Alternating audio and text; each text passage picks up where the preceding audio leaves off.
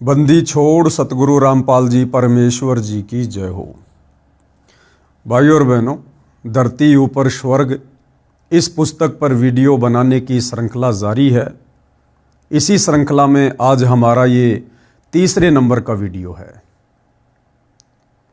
पिछले वीडियो में हमने देखा कि किस प्रकार से धरती के ऊपर स्वर्ग जैसा माहौल स्थापित किया जा सकता है, और जब तक स्वर्ग जैसा माहौल स्थापित नहीं होगा इस पृथ्वी पर शांति नहीं हो सकती।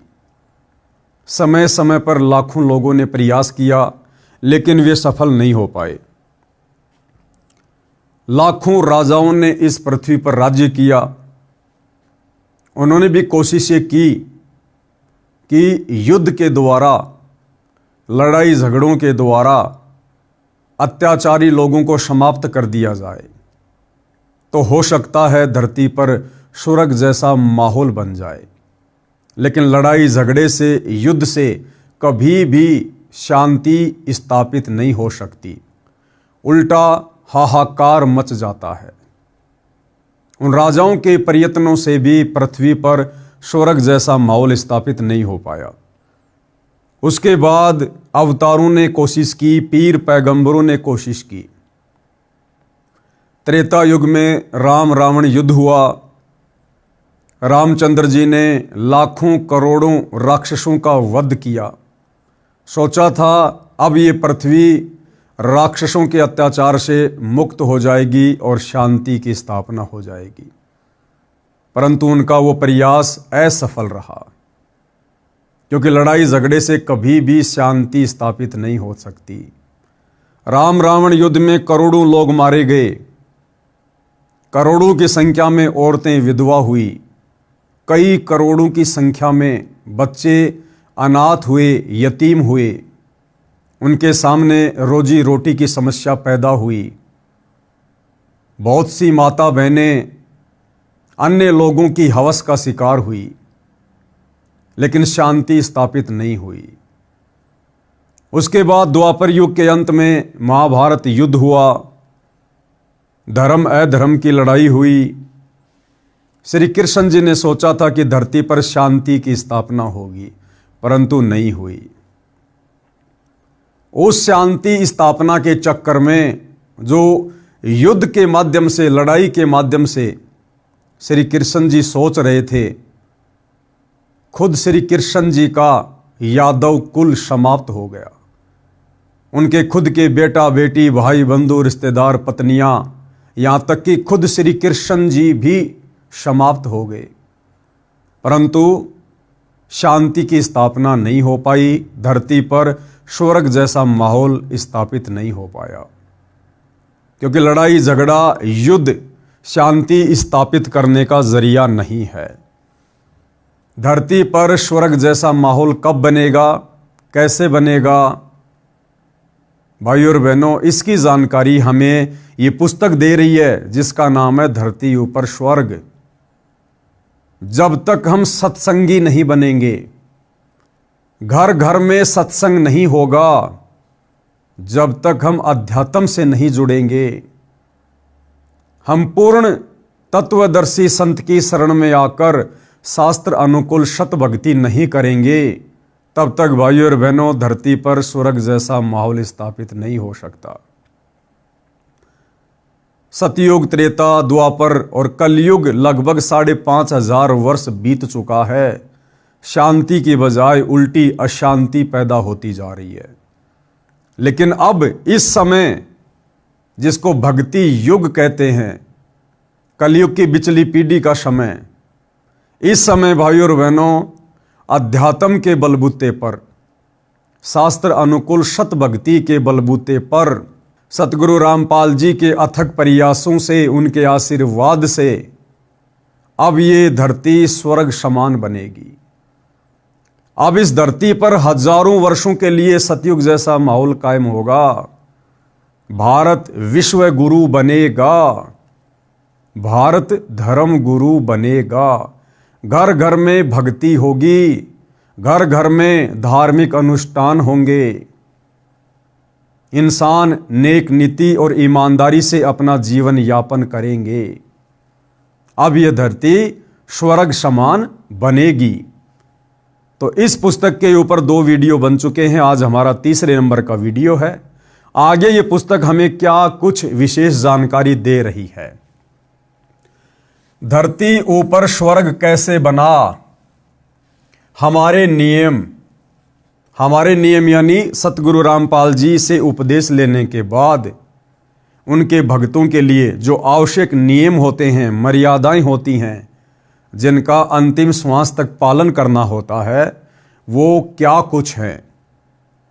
और जो व्यक्ति सतगुरु रामपाल जी से उपदेश लेकर इन तमाम मर्यादाओं में रहकर भक्ति शुरू कर देता है, उस व्यक्ति के लिए, उस परिवार के लिए उसी दिन से ये धरती स्वर्ग समान बन जाती है।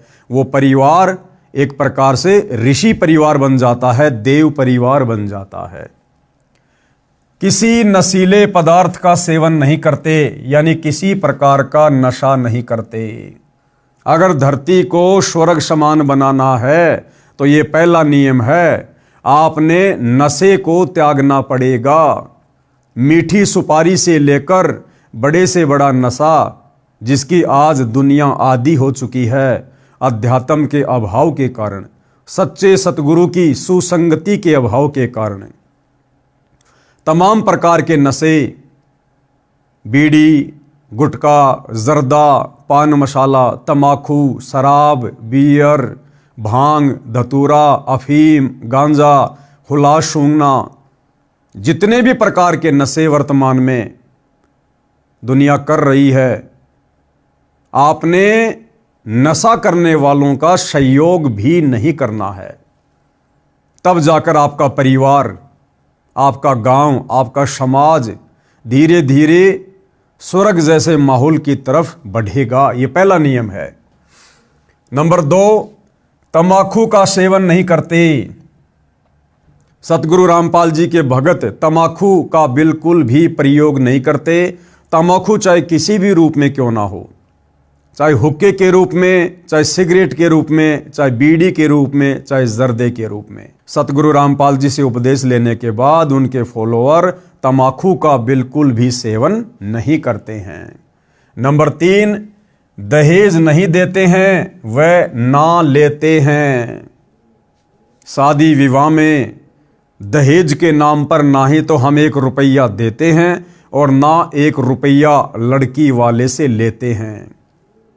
ना दुनिया भर का पाखंड और आडंबर करते हैं जो सामाजिक परंपराओं के तहत की जाने वाले शादी विवाह में होता है, जैसे डीजे बजाना, बैंड बाजा बजाना, दुनिया भर के जेवर गहने बनवाना, पंडित को बुलवाना, घोड़ी पर चढ़कर जाना, बारातियों की भीड़ इकट्ठी कर देना, 56 प्रकार के आइटम तैयार कर देना। सतगुरु रामपाल जी के भगत सिंपल तरीके से वैदिक विधि से मात्र 17 मिनट में बिना किसी दहेज के, बिना किसी खर्चे के, बिना किसी दिखावे के शादी को संपन्न कर लेते हैं।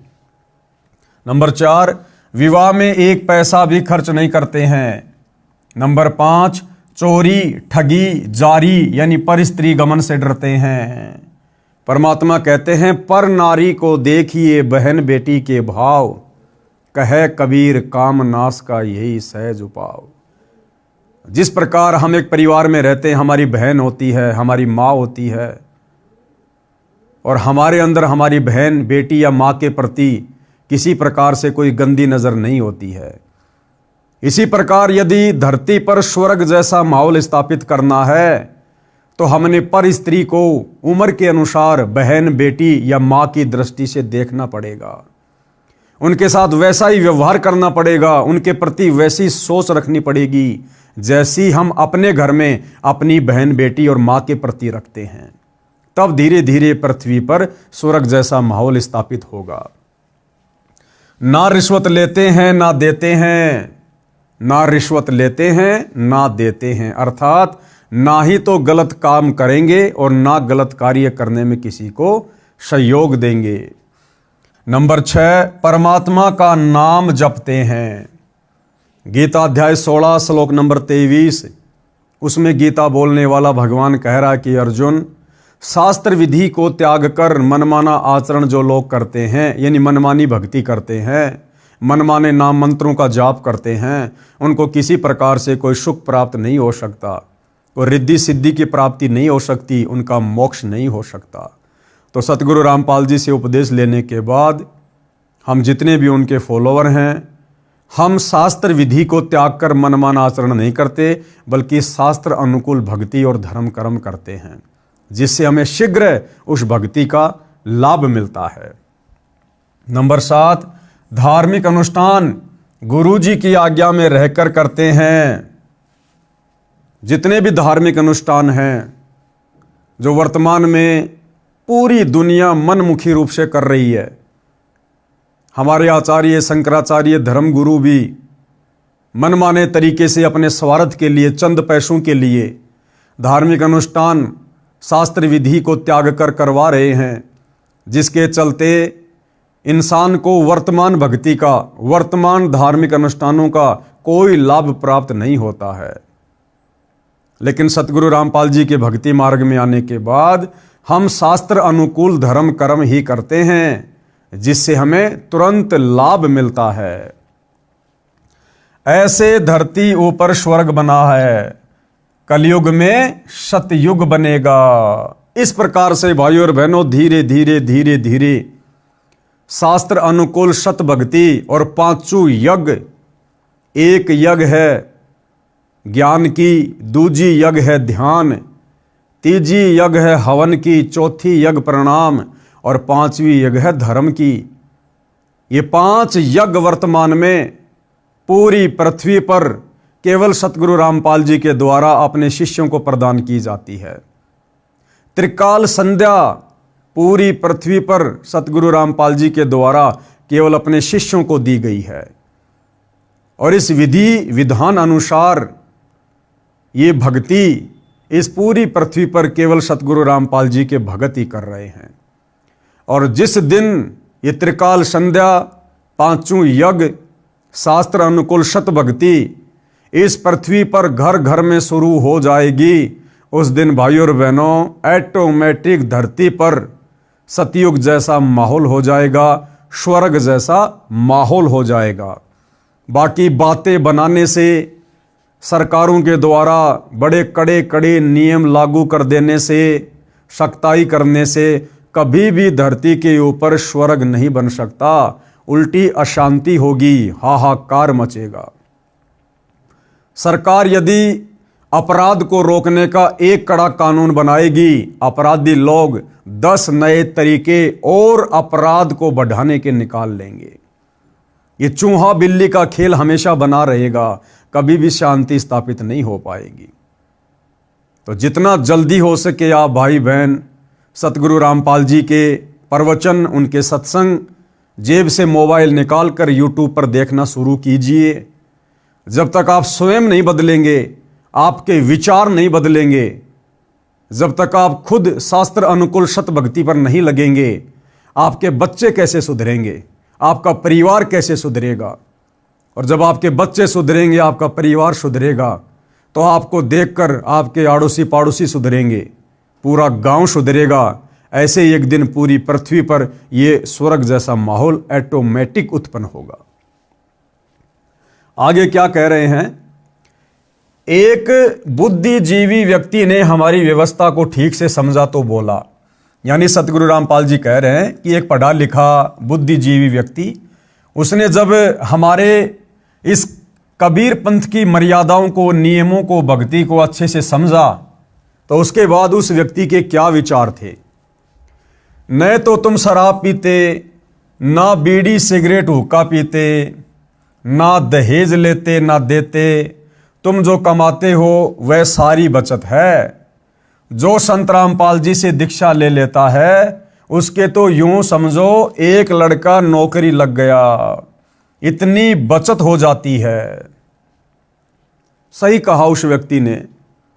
आज हम दुखी क्यों हैं, परेशान क्यों हैं, 24 घंटे इंसान को टेंशन क्यों है, आवश्यकता से अधिक खर्चे, फालतू के खर्चे, व्यर्थ की परंपराओं के पचड़े, शादी आ जाती है, दुनिया भर का दिखावा, दुनिया भर का दहेज, बर्तन, कपड़े, गहने, दुनिया भर की टेंशन व्यर्थ की।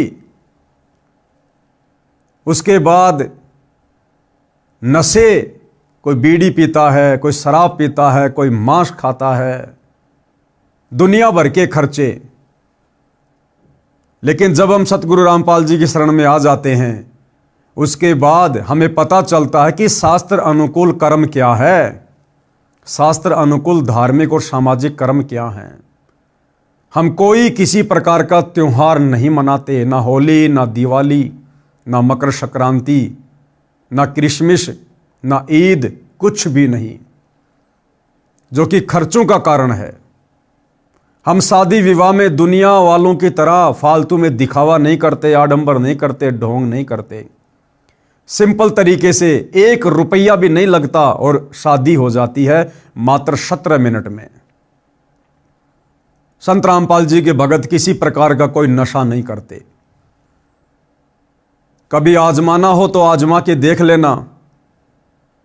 हालांकि सतगुरु रामपाल जी के पंथ में वर्तमान में 2 पार्ट हैं, 2 भाग हैं। एक भाग है सतलोक आश्रम से जुड़े भाई बहन, जो इन जगह जगह खुले हुए सतलोक आश्रमों में जाते हैं। दूसरा पार्ट है साध संगति से जुड़े सतसेवक भाई बहन। सतसेवक भाई बहन वर्तमान समय 2025 तक अपने गुरुदेव भगवान की गैर हाजिरी में घर को सतलोक आश्रम बनाकर, ज्ञान को आधार बनाकर, गुरु को परमात्मा मानकर मर्यादाओं में रहकर भक्ति करते हैं। तो साध संगति से जुड़े उन सतसेवक भाई बहनों के ऊपर आप जी कभी भी एक्सपेरिमेंट कर सकते हो। आप कभी भी उनकी परीक्षा ले सकते हो कि वास्तव में संत रामपाल जी के भगत नशा करते हैं या नहीं करते, नशे का समर्थन करते हैं या नहीं करते हैं। किसी भी साध संगति से जुड़े सतसेवक भाई बहन को अगर देश का प्रधानमंत्री भी आकर कहे कि भगत जी मुझे सिगरेट पीनी है, मेरे पास में माचिस नहीं है, आप मुझे माचिस दे दीजिए, वो भगत जो साध संगति से जुड़ा है वो उसी समय बड़े प्यार से, बड़ी आधीनी से प्रधानमंत्री जी से कहेगा कि प्रधानमंत्री जी आप हमारे घर पर आए, आपका स्वागत है, बैठिए, चाय पानी पीजिए। परंतु गलत कार्य में हमारे गुरुदेव के आदेश अनुसार हम आपका किसी प्रकार से कोई सहयोग नहीं करेंगे। आप यदि अपनी प्रधानमंत्री की कुर्सी भी हमें दे दें एक माचिस के बदले में, माचिस तो छोड़िए, हम आपको माचिस की एक सीख भी निकालकर बीड़ी पीने के लिए नहीं दे सकते। हां, आपको खाना बनाना है, दूध गर्म करना है, शौक से लीजिए, हम कर देंगे आपका दूध गर्म, नो प्रॉब्लम।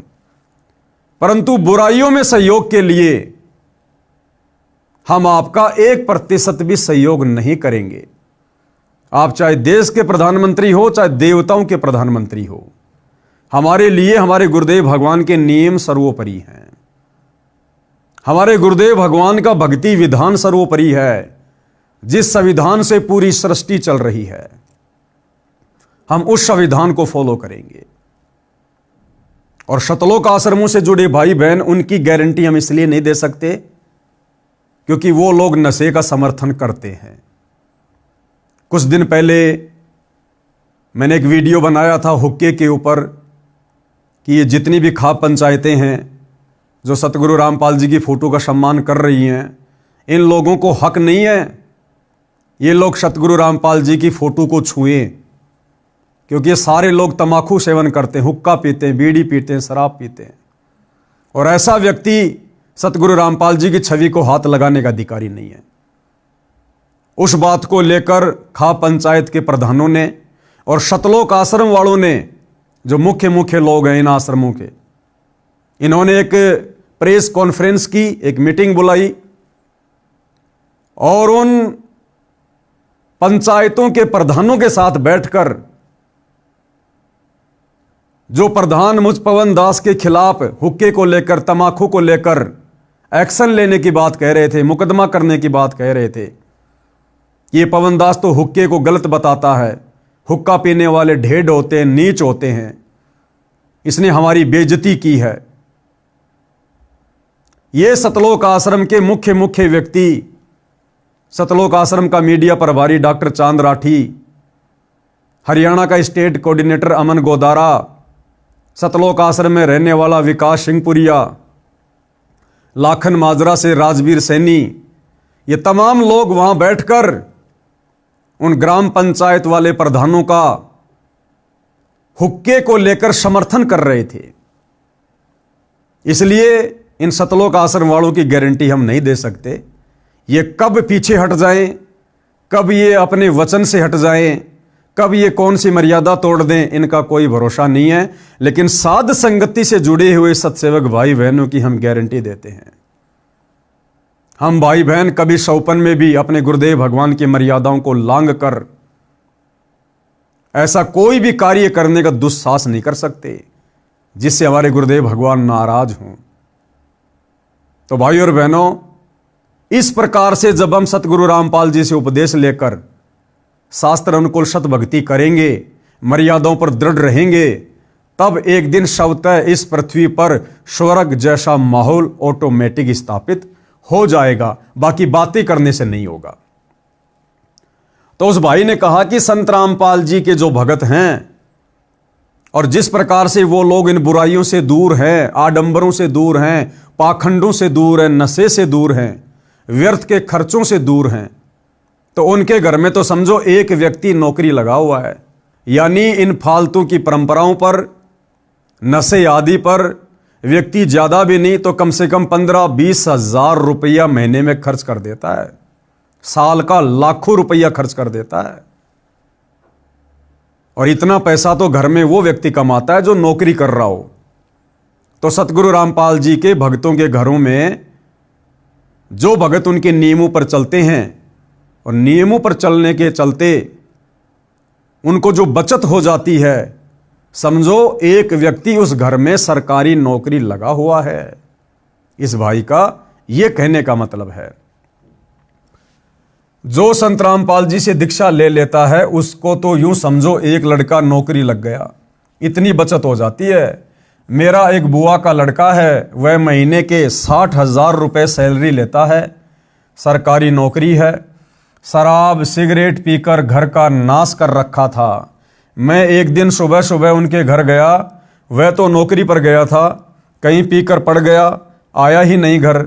ऐसा कई बार करता था। उसकी पत्नी ने चूल्हा जला दिया, उस पर डेगची रख दी, चाय बनाने लगी। मैं दूसरे कमरे में बैठा था, उठकर देखा तो वह चूल्हे के पास बैठी थी। 1 घंटा हो गया, चाय नहीं आई। तब मेरी बुआ, उस शराबी की माता जो दूसरे लड़के के साथ रहती थी, आई, बोली उठ ले, कितकी चाय पीवेगा, न चीनी है, न दूध है, न चाय, न पत्ती, नाश कर रखा है लड़के ने। मैं दूसरी बुआ के लड़के के घर गया, वहां चाय पी, कुछ सामान दुकान से खरीद कर उसके घर डाल कर आया। उसकी पत्नी रो रही थी, मैं चला गया। 6 महीने बाद फिर जाना हो गया। मैं देखकर आश्चर्यचकित था कि इतना अच्छा मकान रिपेयर, लिपाई, सफेदी करके सुधार रखा था। घर में सब सुविधा का सामान था। मेरी बुआ जी भी वहीं थी, वह बुआ का बेटा भी वहीं था। मैंने पूछा, 6 महीने में ये नरक स्वर्ग कैसे बन गया? यानी तेरे घर का माहौल जब मैं 6 महीने पहले आया तो नरक के जैसा था, अब अचानक से 6 महीने में स्वर्ग के जैसा कैसे बन गया? क्योंकि उसने सतगुरु रामपाल जी के ज्ञान को समझकर उनसे उपदेश ले लिया था और तमाम प्रकार की बुराइयों से अपना पीछा छुड़वा लिया था। और 60,000 रुपये महीने का कमाते कमाते जिस घर में बच्चों को खाने के लिए अच्छे से भोजन भी नहीं मिलता था, पहनने के लिए कपड़े भी नहीं मिलते थे, अब उस व्यक्ति की पूरी सैलरी 60,000 रुपये उस घर में बचत के रूप में आने लगी। बचत के रूप में जो वो नशे में बर्बाद किया करता था। उस भाई ने बताया कि इस गांव में संत रामपाल जी सत्संग करने आए थे। रात्रि 9 बजे का समय था। मैं ड्यूटी से आया, घर पर कोई नहीं था। मुझे पता चला सत्संग में गए हैं। मैं गया तो था अपनी पत्नी को बुलाने, जो बच्चों समेत सत्संग में गई थी। उस दिन कहीं से पीने का जुगाड़ बना नहीं। मैंने भी सत्संग सुना तो मेरी आंखें खुल गई, सारा सत्संग जैसे मेरे ऊपर था। यानी उस दिन अंतर्यामी सतगुरु रामपाल जी उस आत्मा को अपनी शरण में लेने के लिए नशे के ऊपर ही सत्संग कर रहे थे कि भाई नशा तो नाश की जड़ है। नशे ने केवल परिवारों को उजाड़ा है, कभी बसाया नहीं है। और नशेड़ी व्यक्ति के बच्चों पर, उसकी जवान बेटी पर, उसकी स्त्री पर दूसरों की नजर रहती है। घर में कभी शांति नहीं रहती, उसके बच्चे बिगड़ जाते हैं संस्कार के अभाव में। सारा का सारा सत्संग गुरुदेव ने उस दिन नशे के ऊपर किया, क्योंकि उस नशेड़ी आत्मा को परमात्मा ने अपनी शरण में लेना था। गुरु जी को पता भी नहीं था मैं कौन हूं। हालांकि ये उनकी सोच है जो कह रहे हैं कि गुरु जी को पता भी नहीं था कि मैं कौन हूं, लेकिन वे तो अंतर्यामी हैं, जानी जान है, घट घट की जानते हैं। चीटी पायल बाजे पैर, साहिब सुनता है सब लहर। तो गुरुदेव को तो पता था कि वो आत्मा आ रही है जिस आत्मा को काल ने बुरी तरह से बिगाड़ रखा है। गुरु जी को पता भी नहीं था मैं कौन हूं। मैंने उसी दिन नाम ले लिया, सब बीड़ी शराब वाहियात का खर्च बंद कर दिया। जो कमाता हूं सारी बचत है, न रिश्वत लेने की आवश्यकता, न कंपनी में ओवर टाइम करना। ओवर टाइम वाला पैसा भी नशे में जाता था, उसके स्थान पर अन्य भाई बहनों को रोजगार मिल गया। अब एक चीज का हमें थोड़ा ध्यान देना होगा भाई और बहनों, क्योंकि हमने इन पुस्तकों को पढ़कर शिक्षा ग्रहण करनी है। यहां क्या लिखा गया है? नए कंपनी में ओवर टाइम करना। वो ओवर टाइम क्यों किया करता था? क्योंकि वो नशे का आदी था, गलत बुराइयों में पड़ा हुआ था, इसलिए ओवर टाइम भी किया करता था। अब जब हम सतगुरु रामपाल जी से उपदेश ले लेते हैं तो भाइयों और बहनों, नशा हम नहीं करेंगे, गलत काम हम नहीं करेंगे, परमात्मा का आशीर्वाद हमारे परिवार पर रहेगा, कमी किसी चीज की होगी नहीं, आवश्यकता के अनुसार परमात्मा हमारी मदद करेगा, अनावश्यक वस्तुओं की हमें जरूरत नहीं। फिर भला भगत को ओवर टाइम करने की क्या जरूरत है? दिन रात काम धंधे में पड़े रहने की क्या जरूरत है? पहले जब हम ओवर टाइम किया करते थे उस समय हमें ज्ञान नहीं था, हमें नहीं पता था कि समय का, श्वासों का सदुपयोग कैसे करना चाहिए। नाम दीक्षा से पहले हमारी एक ही सोच थी कि जिसके पास जितना ज्यादा पैसा होगा समाज में उसकी इतनी इज्जत होगी। पैसा है तो सब कुछ है, वरना कुछ भी नहीं है।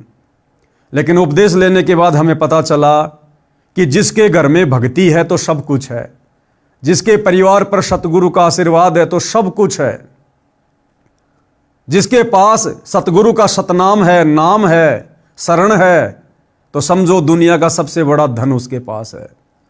कबीरा सब जग निर्धना, धनवंता ना कोई, धनवंता सो जानिए जिसके पास राम नाम धन होए। तो सबसे बड़ा धन है सतगुरु का ज्ञान, सतगुरु का नाम, सतगुरु का आशीर्वाद। तो अब हम भगत भाई बहनों ने ज्यादा से ज्यादा समय सतगुरुदेव भगवान की भक्ति में व्यतीत करना है, सत्संग सुनने में, सुमरण करने में व्यतीत करना है। इसलिए नाम उपदेश लेने के बाद हमने ओवर टाइम करने की कोई आवश्यकता नहीं पड़नी चाहिए। वो ओवर टाइम का समय अब हम परमात्मा की भक्ति में, सुमरण करने में, या सत्संग में, या फिर सेवा करने में लगाएंगे, जिसका प्रतिफल हमें उस ओवर टाइम के बदौलत कई संख्यों गुणा ज्यादा मिलेगा परमेश्वर के दरबार में।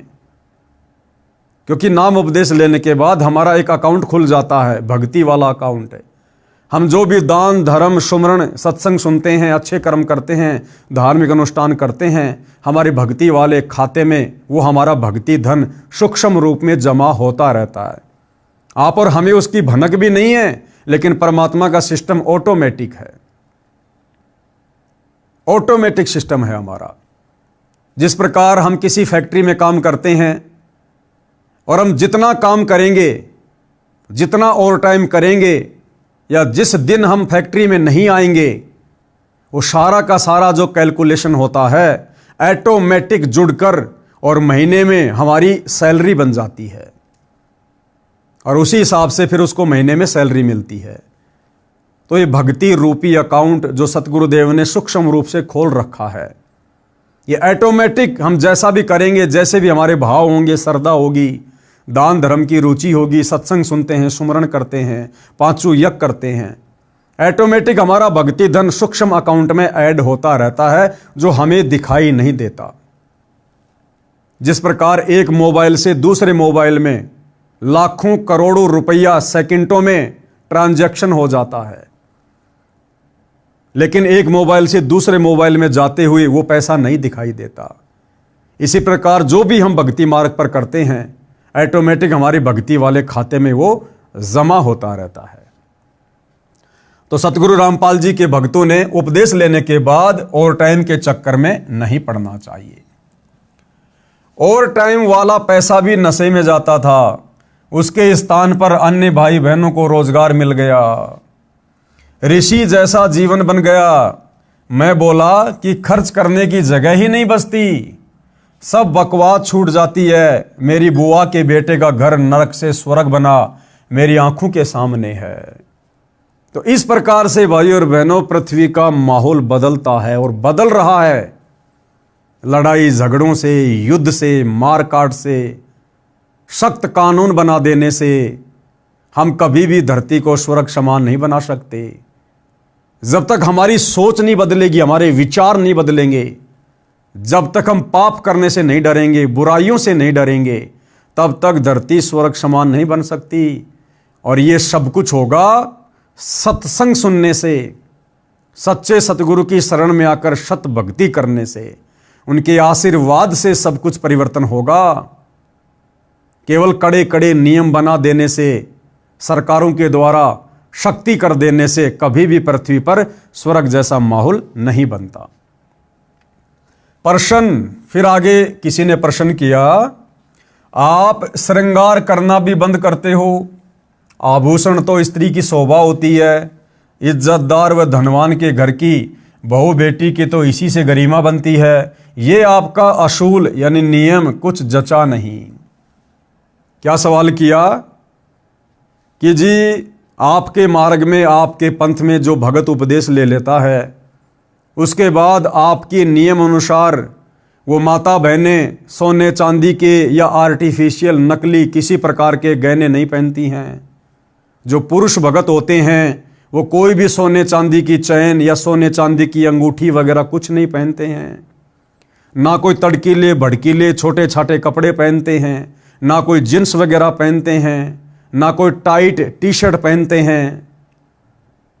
तो ये सब कुछ क्या, ये गहने वाने पहनना, बढ़िया बढ़िया कपड़े पहनना, ये तो धनवान और इज्जतदार लोगों की पहचान होती है।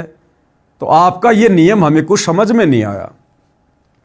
तो गुरुदेव भगवान ने उस भोली आत्मा को क्या जवाब दिया? उत्तर, इसका लाभ कोई नहीं और हानि भयंकर है।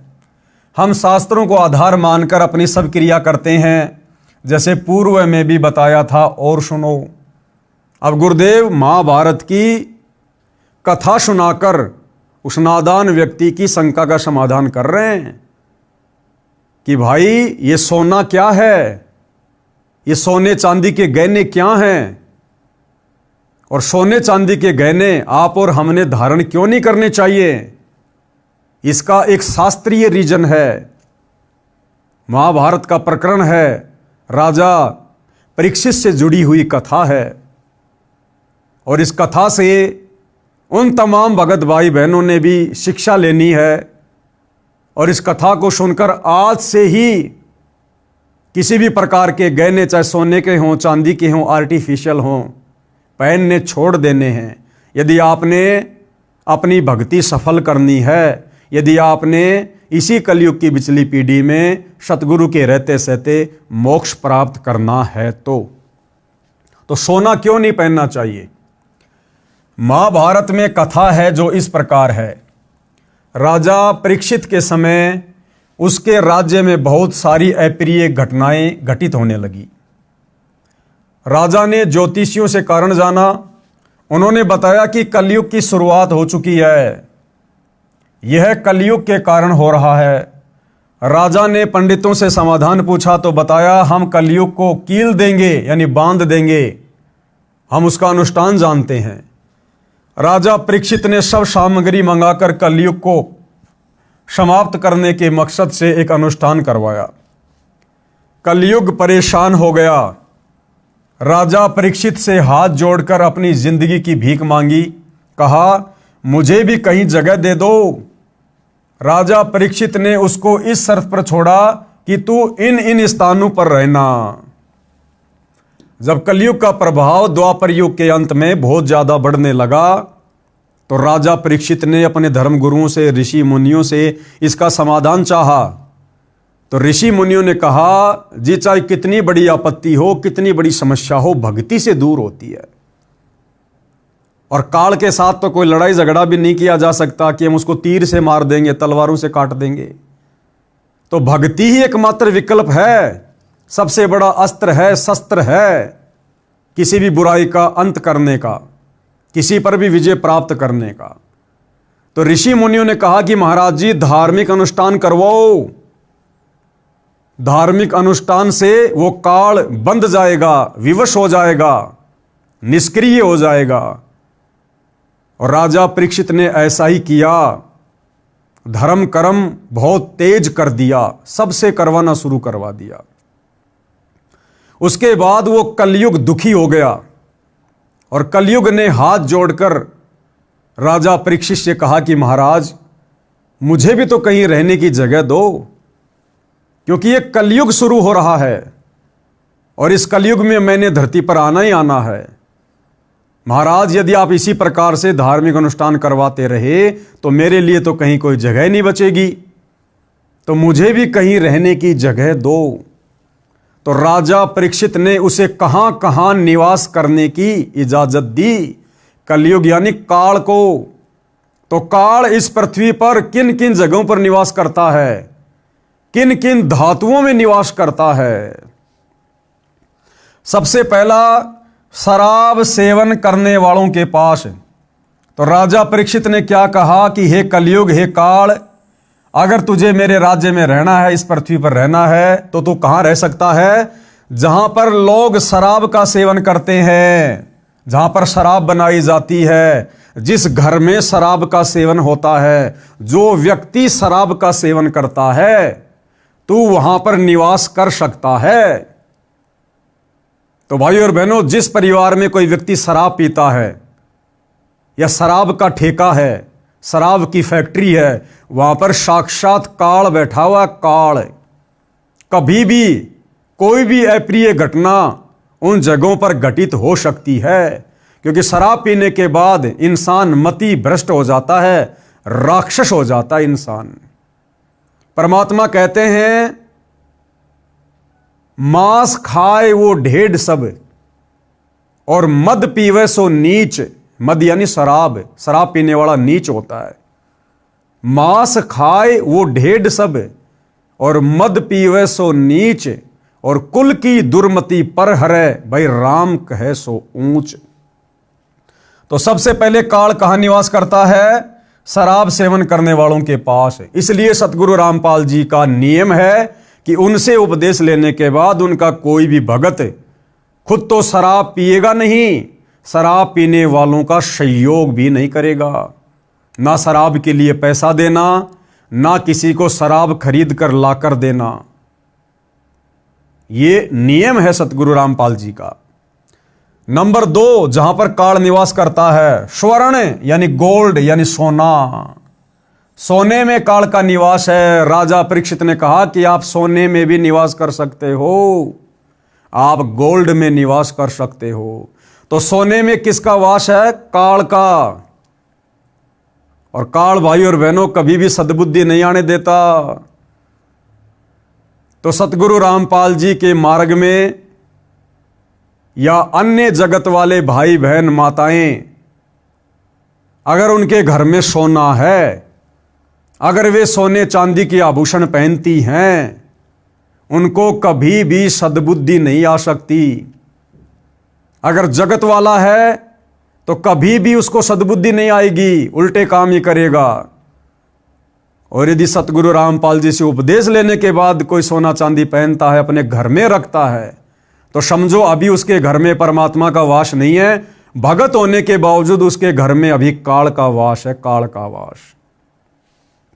तो जहां सोना होता है या जो भाई बहन सोना पहनते हैं, वहां पर काल का वास है।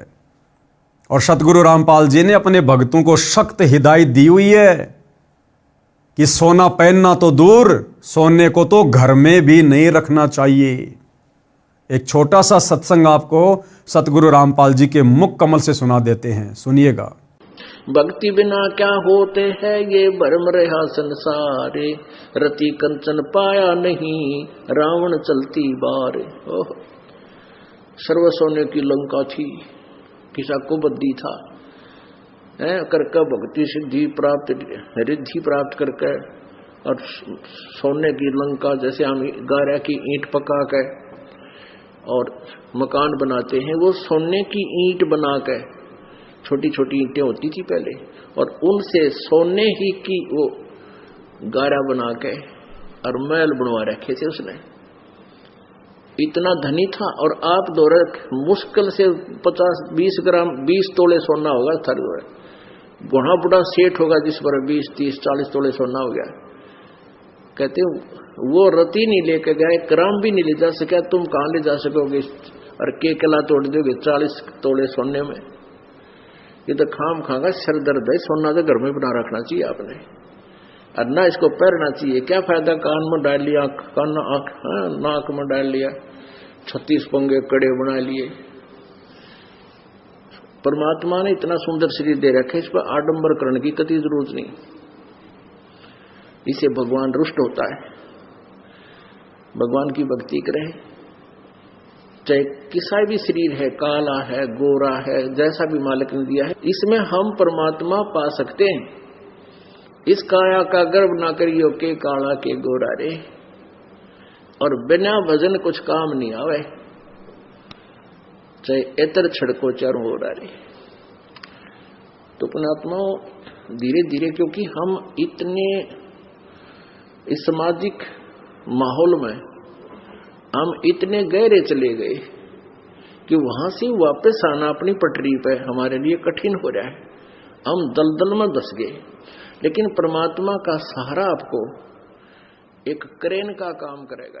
तो भाइयों और बहनों, ये नियम है गुरुदेव भगवान का, क्योंकि सारे के सारे नियम फॉर्म पर लिखकर, पुस्तक में लिखकर भगत को नहीं दिए जा सकते। नाम दीक्षा के समय हमें जो नियम बताए जाते हैं, जो मर्यादा बताई जाती है, वो केवल शुरुआती हैं। अगर सारे नियम बता दिए जाएं, हम भक्ति भी ना करें।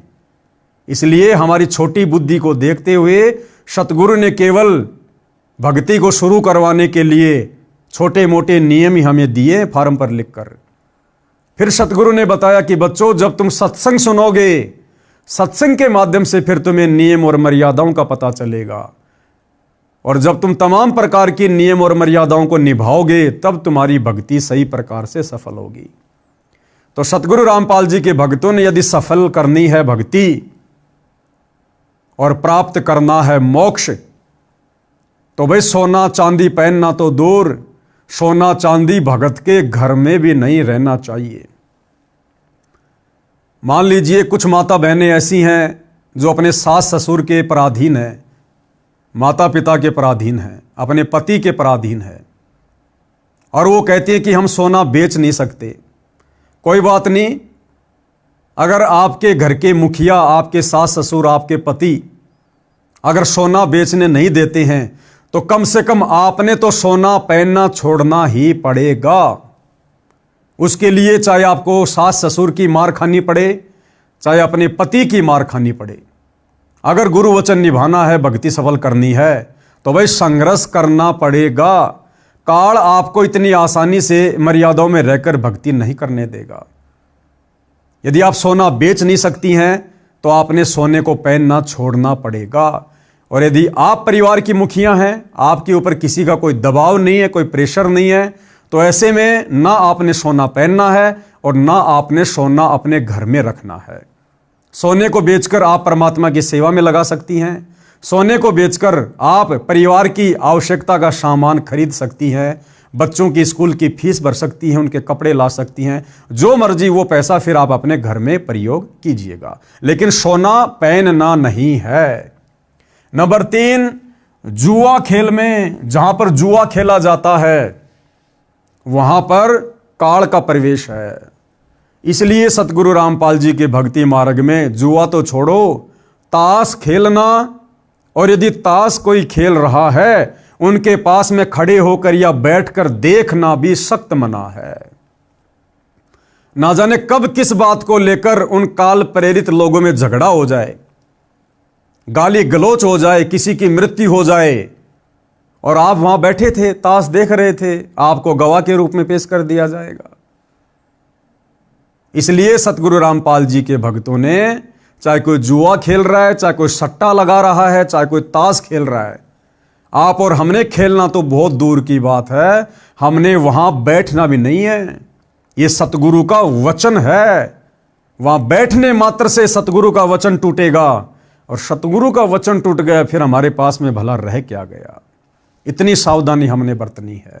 नंबर 4, जहां पर काल का वास है, वैश्याओं के पास, जहां पर वैश्यावर्ती का धंधा होता है, या जो व्यक्ति वैश्यावर्ती का धंधा करवाता है, ऐसी जगहों पर जाना, ऐसे व्यक्तियों के पास में बैठना सतगुरु रामपाल जी के पंथ में बिल्कुल निषेध है, मना है, क्योंकि इन तमाम प्रकार की जगहों पर काल प्रवेश करता है।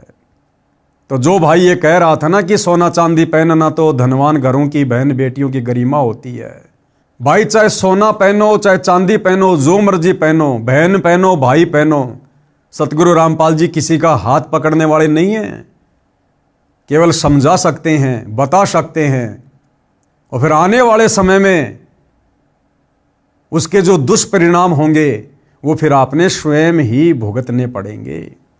इसलिए समझदार भगत, समझदार व्यक्ति इस प्रकार की आपत्ति को कभी भी मोल नहीं लेगा, और इन तमाम प्रकार की बुराइयों से, और जिन जगहों पर ये बुराइयां पनपती हैं, इन जगहों से दूर ही रहेगा। एक दिन राजा परीक्षित शिकार करने के लिए वन में गया, जंगल में गहरा चला गया, रास्ता भूल गया। राजा ने सिर के ऊपर सोने का मुकुट पहना था। कलयुग मक्खी बनकर राजा के सोने के मुकुट पर बैठ गया, क्योंकि आदेश तो राजा ने दिया था सोने में वास करने का।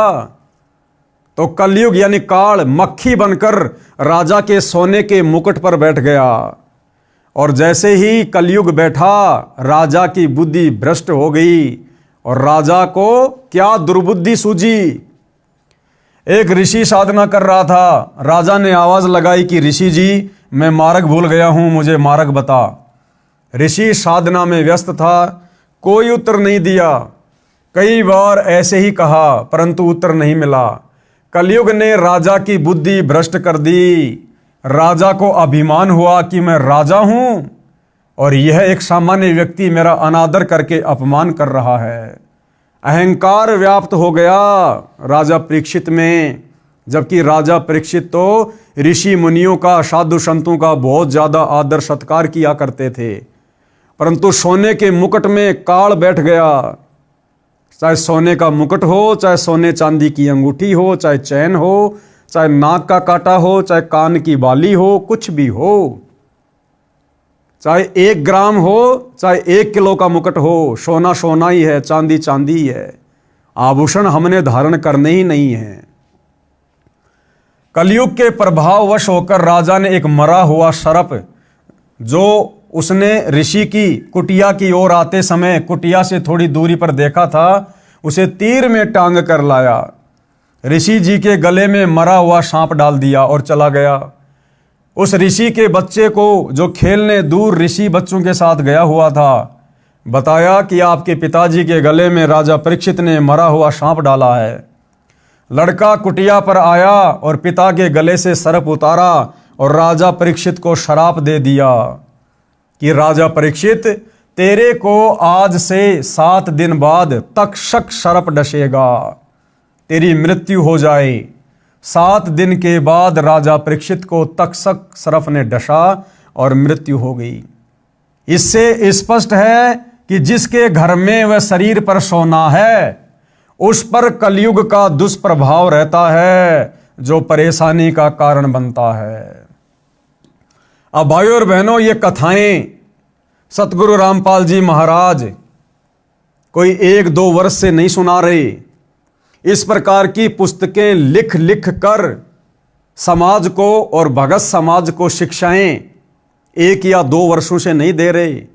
सन 1994 से सतगुरु रामपाल जी अपने भक्तों को इन कथाओं के माध्यम से ये शिक्षा देते आ रहे हैं कि बच्चों, आपने सोने चांदी के आभूषण धारण नहीं करने, सोना चांदी आपने घर में भी नहीं रखना है। लेकिन भाइयों और बहनों, बड़ी विडंबना की बात है, सैकड़ों किलोमीटर दूर से जो लोग संत रामपाल जी के सत्संग सुनने आते हैं, उन्होंने अपने गुरु के ज्ञान को आधार बनाकर सोने चांदी को घर से निकाल फेंका, अपने शरीर से सोना चांदी उतार दिया है। परंतु सतगुरु रामपाल जी का कलयुगी परिवार, उनकी कलयुगी धर्मपत्नी अनारो देवी, संत रामपाल जी की कलयुगी बेटी मंजू देवी और मंजू देवी की बेटियां आज भी सोने चांदी के आभूषण अपने शरीर पर धारण करती हैं 2025 तक। जबकि साध संगति से जुड़े हुए सत्सेवक भाई बहन इस बुराई को कब से छोड़ चुके हैं। शुरुआत में संघर्ष करना पड़ा, अपने पति की मार खानी पड़ी, सास ससुर की डांट खानी पड़ी, लेकिन उन आत्माओं ने गुरु वचन को सर्वोपरि रखा और उन आत्माओं ने जो साध संगति से जुड़ी हुई है, उन माता बहनों ने आज अपने शरीर से सोना चांदी दूर फेंक दिया है। परंतु सतगुरु रामपाल जी का परिवार आज वर्तमान 2025 तक भी इस काल को, इस कलयुग को अपने शरीर पर धारण किए बैठा है। अब जब सतगुरु रामपाल जी का परिवार ही सोना चांदी नहीं छोड़ रहा, पहनना नहीं छोड़ रहा, तो बाकी संगत को ये लोग किस मुंह से बोल सकते हैं। और संगत तो हमेशा भेड़ चाल में चलती है, तो सतलोक आश्रमों से जुड़ी हुई संगत भी ज्यादातर आज भी सोना चांदी अपने शरीर पर धारण करती है। इसलिए मैंने पहले कहा था कि मैं केवल अपने सत्सेवक भाई बहनों की गारंटी दे सकता हूं नियम और मर्यादाओं को लेकर, लेकिन सतलोक आश्रमों से जुड़े हुए भाई बहनों की गारंटी नहीं दी जा सकती। अन्य हानि सोने की, फिर गुरुदेव भगवान बता रहे हैं कि सोना पहनने से अन्य और क्या क्या हानि हो सकती है। नंबर 1, चोरी का भय, हमेशा डर बना रहेगा, कभी चोर गहने चुरा ना ले जाए। माता बहन कहीं यात्रा कर रही हैं, बस या ट्रेन की खिड़की के पास बैठी हैं, उनके कान में बड़े बड़े सोने के कुंडल हैं, अचानक से कोई मनचला व्यक्ति खिड़की में हाथ देकर उंगली फंसाकर उस सोने या चांदी के बाले में खींच लेता है। वो सोना तो गया सो गया, उस माता बहन का कान भी कट गया। या कोई चोरी कर ले जाए, सोने चांदी के लिए कोई व्यक्ति मर्डर भी कर दे। आए दिन हम लोग अखबार में देखते हैं। कुछ दिन पहले सोशल मीडिया पर देखा, एक औरत मजदूरी करने जाती थी, शायद राजस्थान से थी, उसके पैरों में चांदी के मोटे मोटे कड़े थे, क्योंकि राजस्थान में माता बहनें पुराने समय से चांदी के मोटे मोटे कड़े पहनती हैं। तो किसी व्यक्ति ने, क्योंकि कलयुग है भाइयों और बहनों, ज़्यादातर को हराम की खाने की आदत है, उस माई के दोनों पैर काट दिए उस चांदी के कड़ों के लिए। वो बेचारी लहू लुहान पड़ी हुई है। तो गुरुदेव भगवान कहते हैं कि चोरी का भय और मौत का भी भय। समाचार पत्रों में पढ़ते हैं, एक बहन सोने की मोटी चैन गले में पहने हुए थी, उसमें एक मोटा पिंडल लगा था, शहर से घर की ओर लौट रही थी। 2 व्यक्ति एक मोटरसाइकिल पर आए, एक ने चैन को पकड़कर झपट्टा मारा, मोटी चैन थी, टूटी नहीं, गर्दन में गड़ गई, जख्म हो गया। दूसरे ने कहा कि ले चाकू, गर्दन काट दे। ये सुनकर उस बहन ने हाथ जोड़कर जीवन की भीख मांगी, चैन निकाल कर दे दी और वो भाग गए। बहन मूर्छित होकर गिर गई।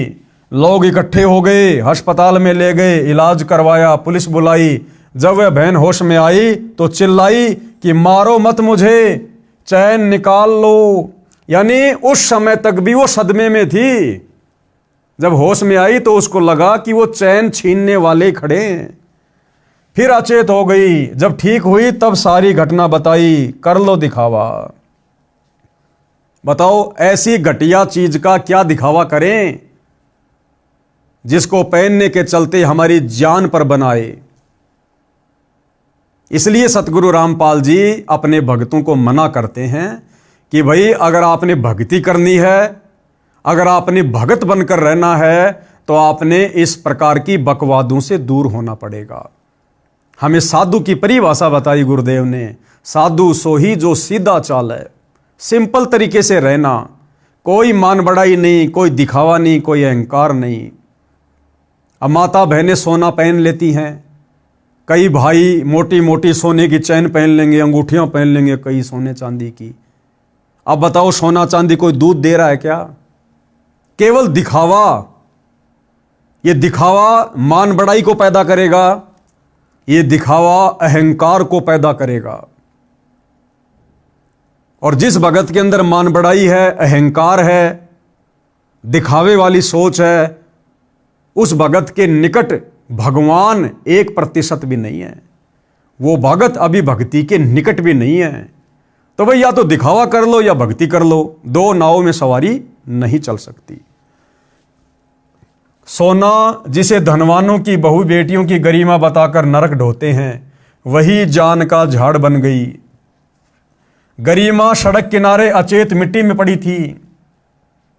वो बहन, वो बेटी जिसकी सोने की चैन झपट्टा मारने के कारण गले में जख्म हो गया था, कह रहे थे ना कि ये तो धनवान घरों की बहन बेटियों की गरिमा है।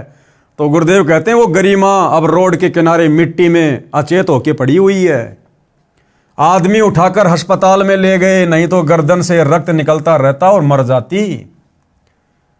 30 वर्ष के आसपास आयु की बहन कानों में मोटे मोटे छल्ले बाले पहने हुए थी।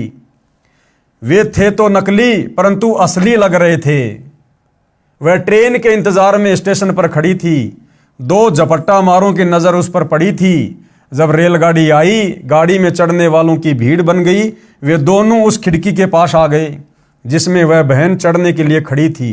भीड़ बहुत थी। बहन डिब्बे में प्रवेश कर गई।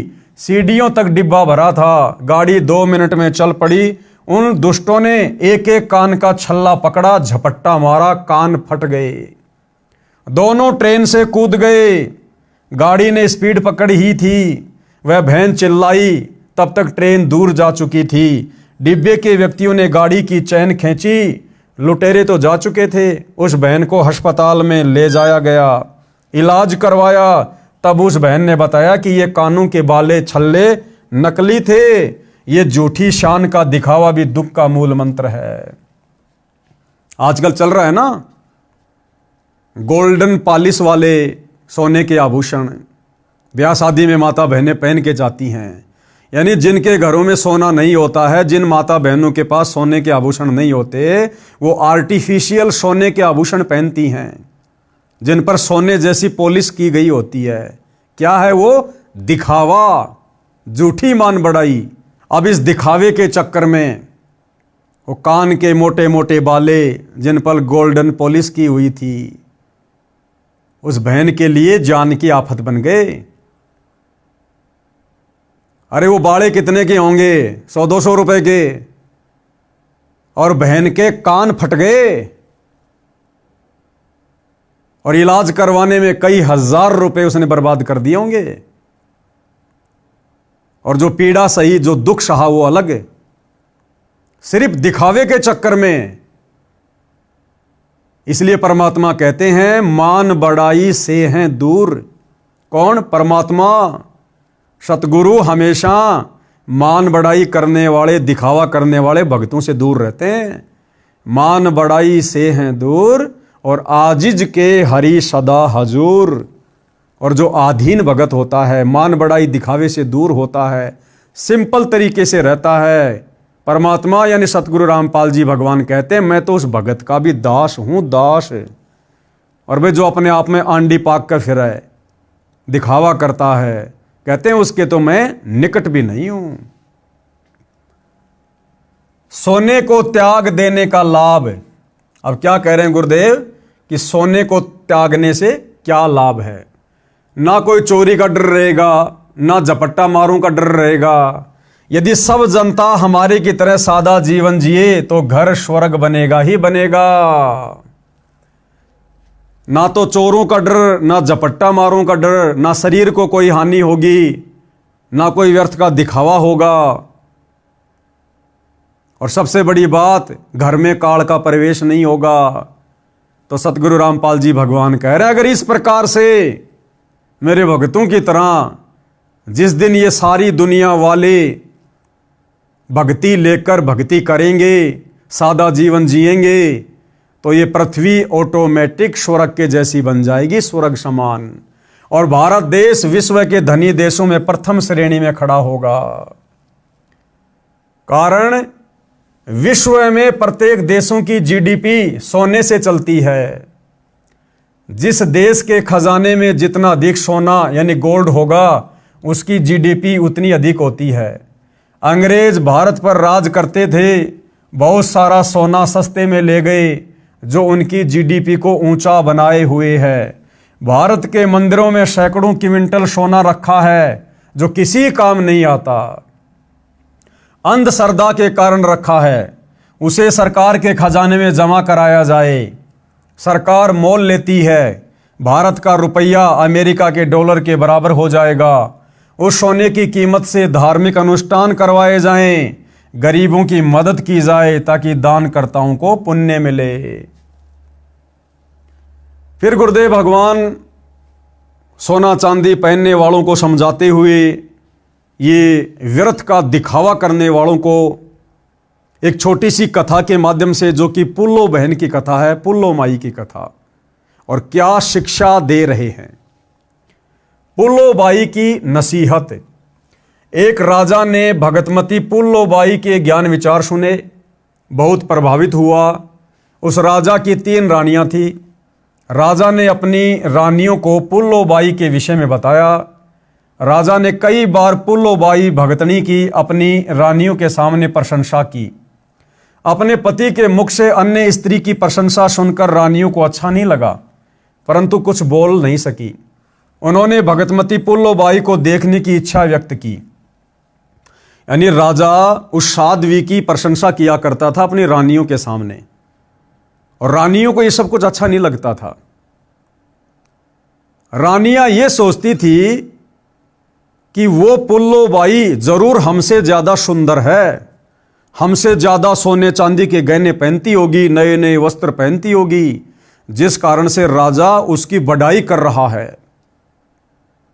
लेकिन राजा उस हिसाब से बढ़ाई नहीं कर रहा था।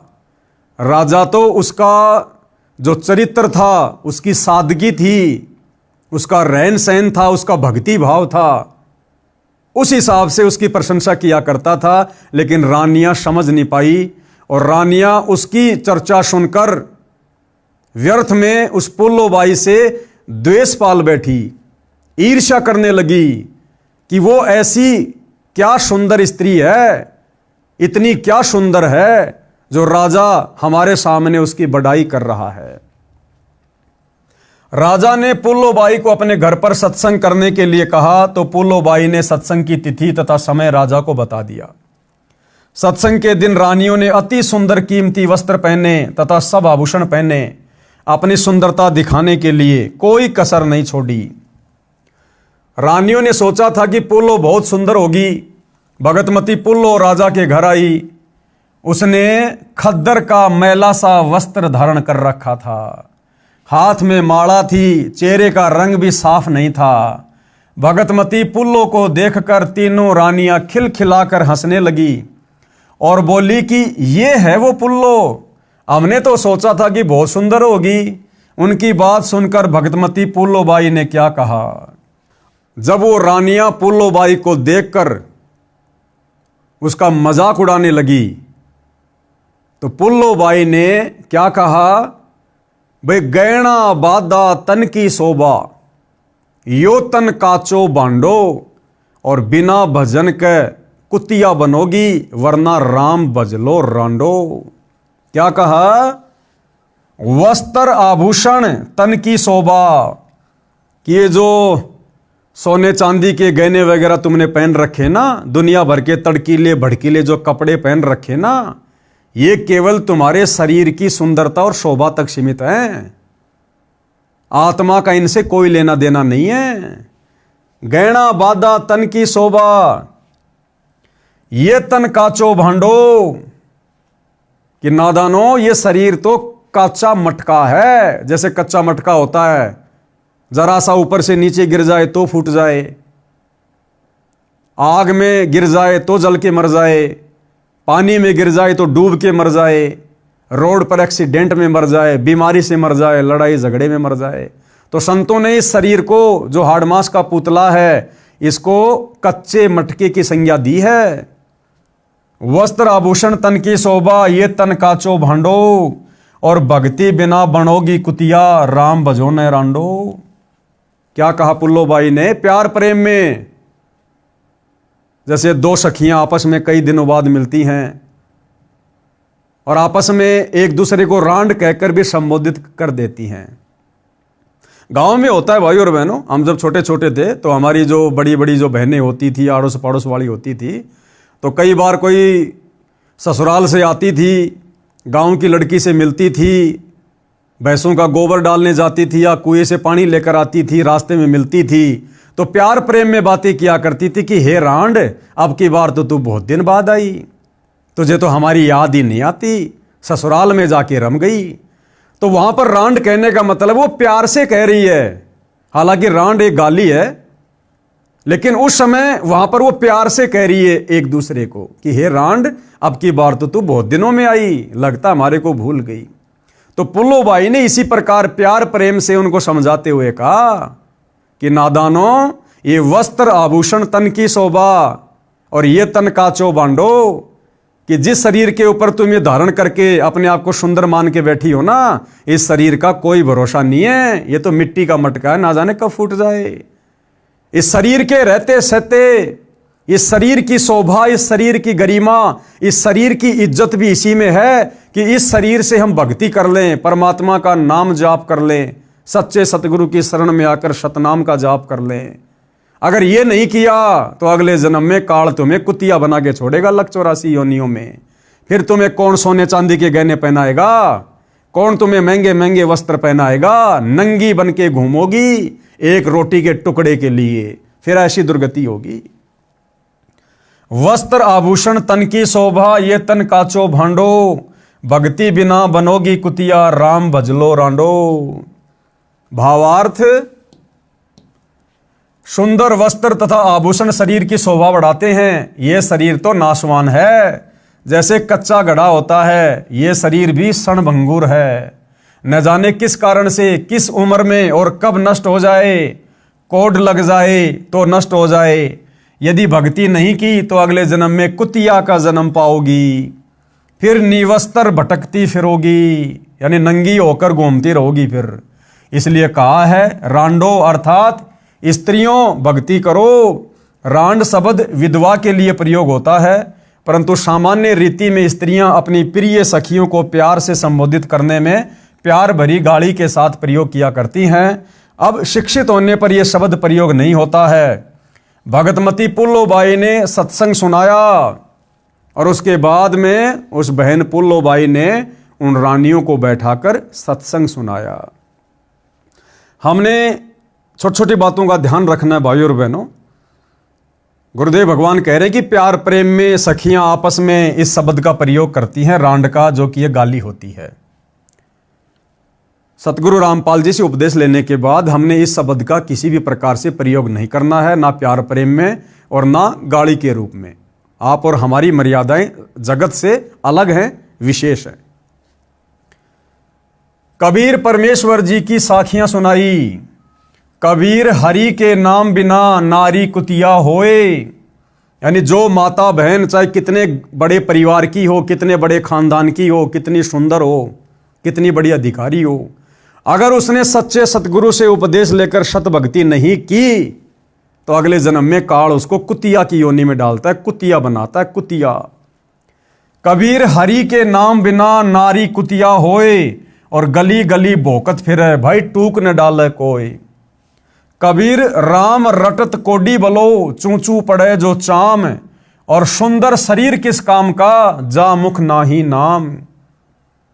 आप कितने बड़े पहलवान हैं, कितने सुंदर हैं, यदि आपके पास में सच्चा नाम नहीं है, शास्त्र अनुकूल भक्ति सच्चे सतगुरु से लेकर आप नहीं कर रहे हैं, तो कहते हैं आपका जीवन व्यर्थ है, व्यर्थ।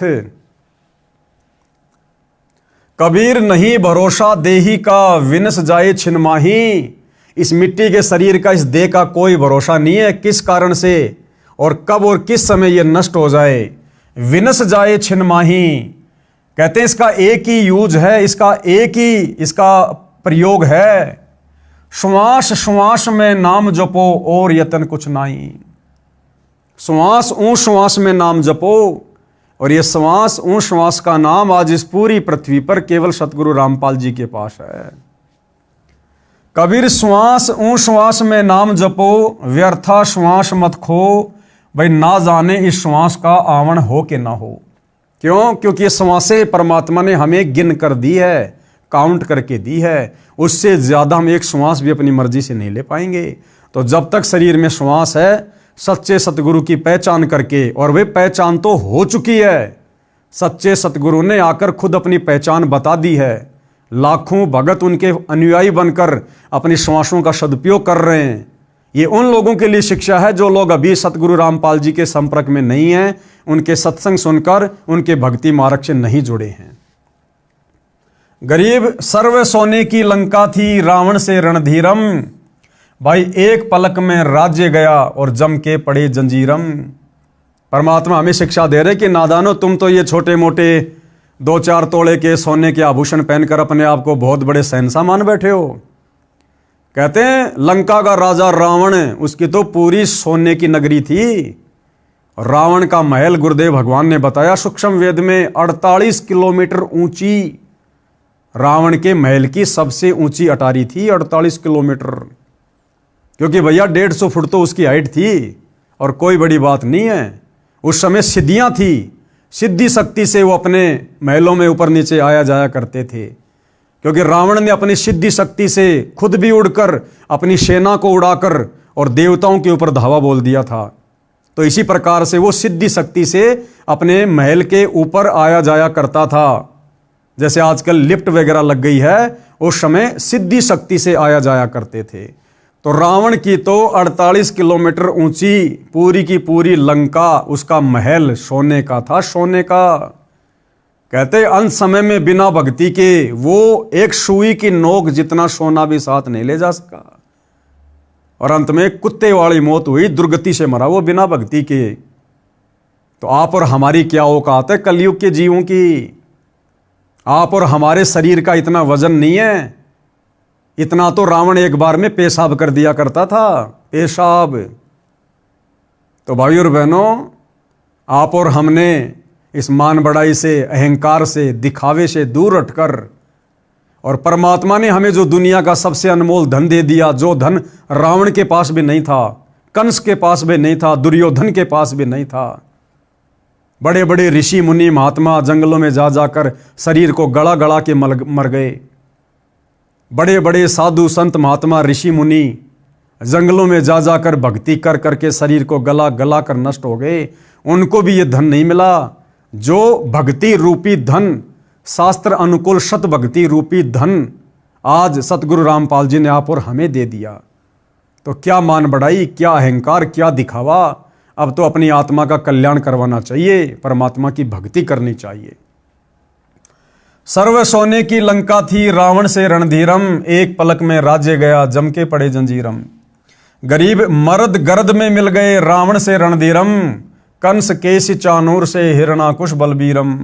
गरीब तेरी क्या बुनियाद है, जीव जन्म धर लेत, गरीब दास हरिनाम बिन खाली रह जा खेत। कि है नादान प्राणी, ये रावण, कंस, दुर्योधन, इनके आगे तेरी क्या औकात है।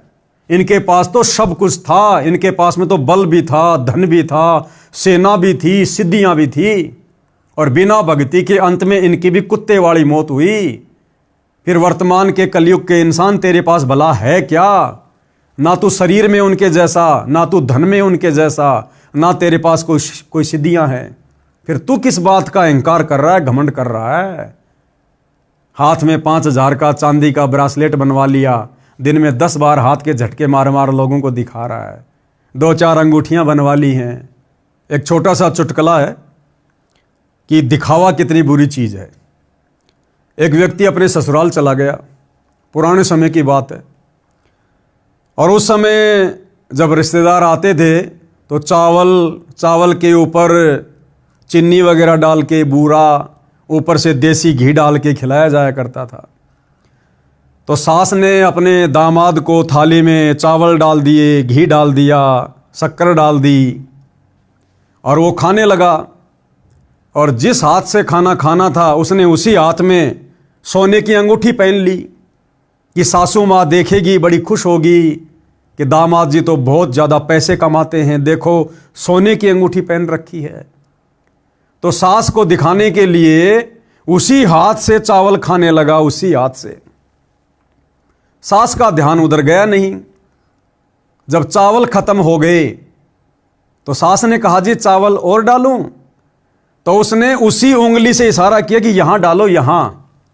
तो सास ने वहां डाल दिए, वो भी उसने खा लिए। फिर कहा सास ने, जी चावल और डालूं? उसने उसी उंगली से इशारा किया कि यहां डालो, यहां यहां। वो सोच रहा था कि सासू माँ मेरी उंगली को देखेगी तो प्रशंसा करेगी। सासू ने ध्यान नहीं दिया। ऐसा तकरीबन 4-5 बार हुआ। अंत में सासू की नजर गई उसकी उंगली पर, चमचमाती हुई सोने की अंगूठी पर। तो सासू ने कहा, हो दामाद जी ने लगता है नई सोने की अंगूठी बनवा ली। तो दामाद ने कहा कि हे सासू माँ, इस अंगूठी की प्रशंसा अगर तू पहले कर देती, पहले देख लेती, तो ना तो तेरे चावलों का नाश होता और ना मेरे पेट का सत्यानाश होता, दोनों का नुकसान हो गया। तो कहने का मतलब है भाई और बहनों, हमने ये व्यर्थ का दिखावा नहीं करना, इसमें केवल नुकसान ही नुकसान है। अब गुरुदेव भगवान ने इन वाणियों का क्या सरलार्थ किया है। कबीर परमेश्वर जी ने अध्यात्म का विधान बताया है, यानी परमात्मा का ये नियम है। कहा है कि जो स्त्री भक्ति नहीं करती वह अगले जन्म में कुतिया का जीवन प्राप्त करके गली गली भोंकती फिरती है। कोई उसको भोजन का टुकड़ा भी नहीं डालता। मानव जीवन में सब भोजन समय पर मिल रहा था, भक्ति ना करने से ये दशा होगी। फिर ये दुर्गति होती है उन बड़े बड़े घरानों की, बड़े बड़े परिवारों की बहन बेटियों की, जो सत्संगों में नहीं जाती, जो शास्त्र अनुकूल सत भक्ति नहीं करती। फिर आगे चलकर अगले जीवन में वो कुतिया बन के नंगी घूमती हैं, नंगी एक रोटी के टुकड़े के लिए टकटकी लगा के बैठी रहती हैं। परमात्मा की भक्ति कुष्ठ रोगी क्या होता है? जिसके शरीर की खाल भी कट कट कर गिर रही है, उससे रक्त निकल कर गिर रहा है। कहते अगर ऐसा व्यक्ति भी परमात्मा की भक्ति करता है तो बहुत अच्छा है। भक्ति करने से उसका कुष्ठ रोग भी ठीक हो जाएगा और उसका भविष्य भी उज्जवल होगा। और जो भक्ति नहीं करता वो चाहे सुंदर शरीर वाला भी क्यों ना हो, उसका सुंदर स्वस्थ शरीर किसी काम का नहीं।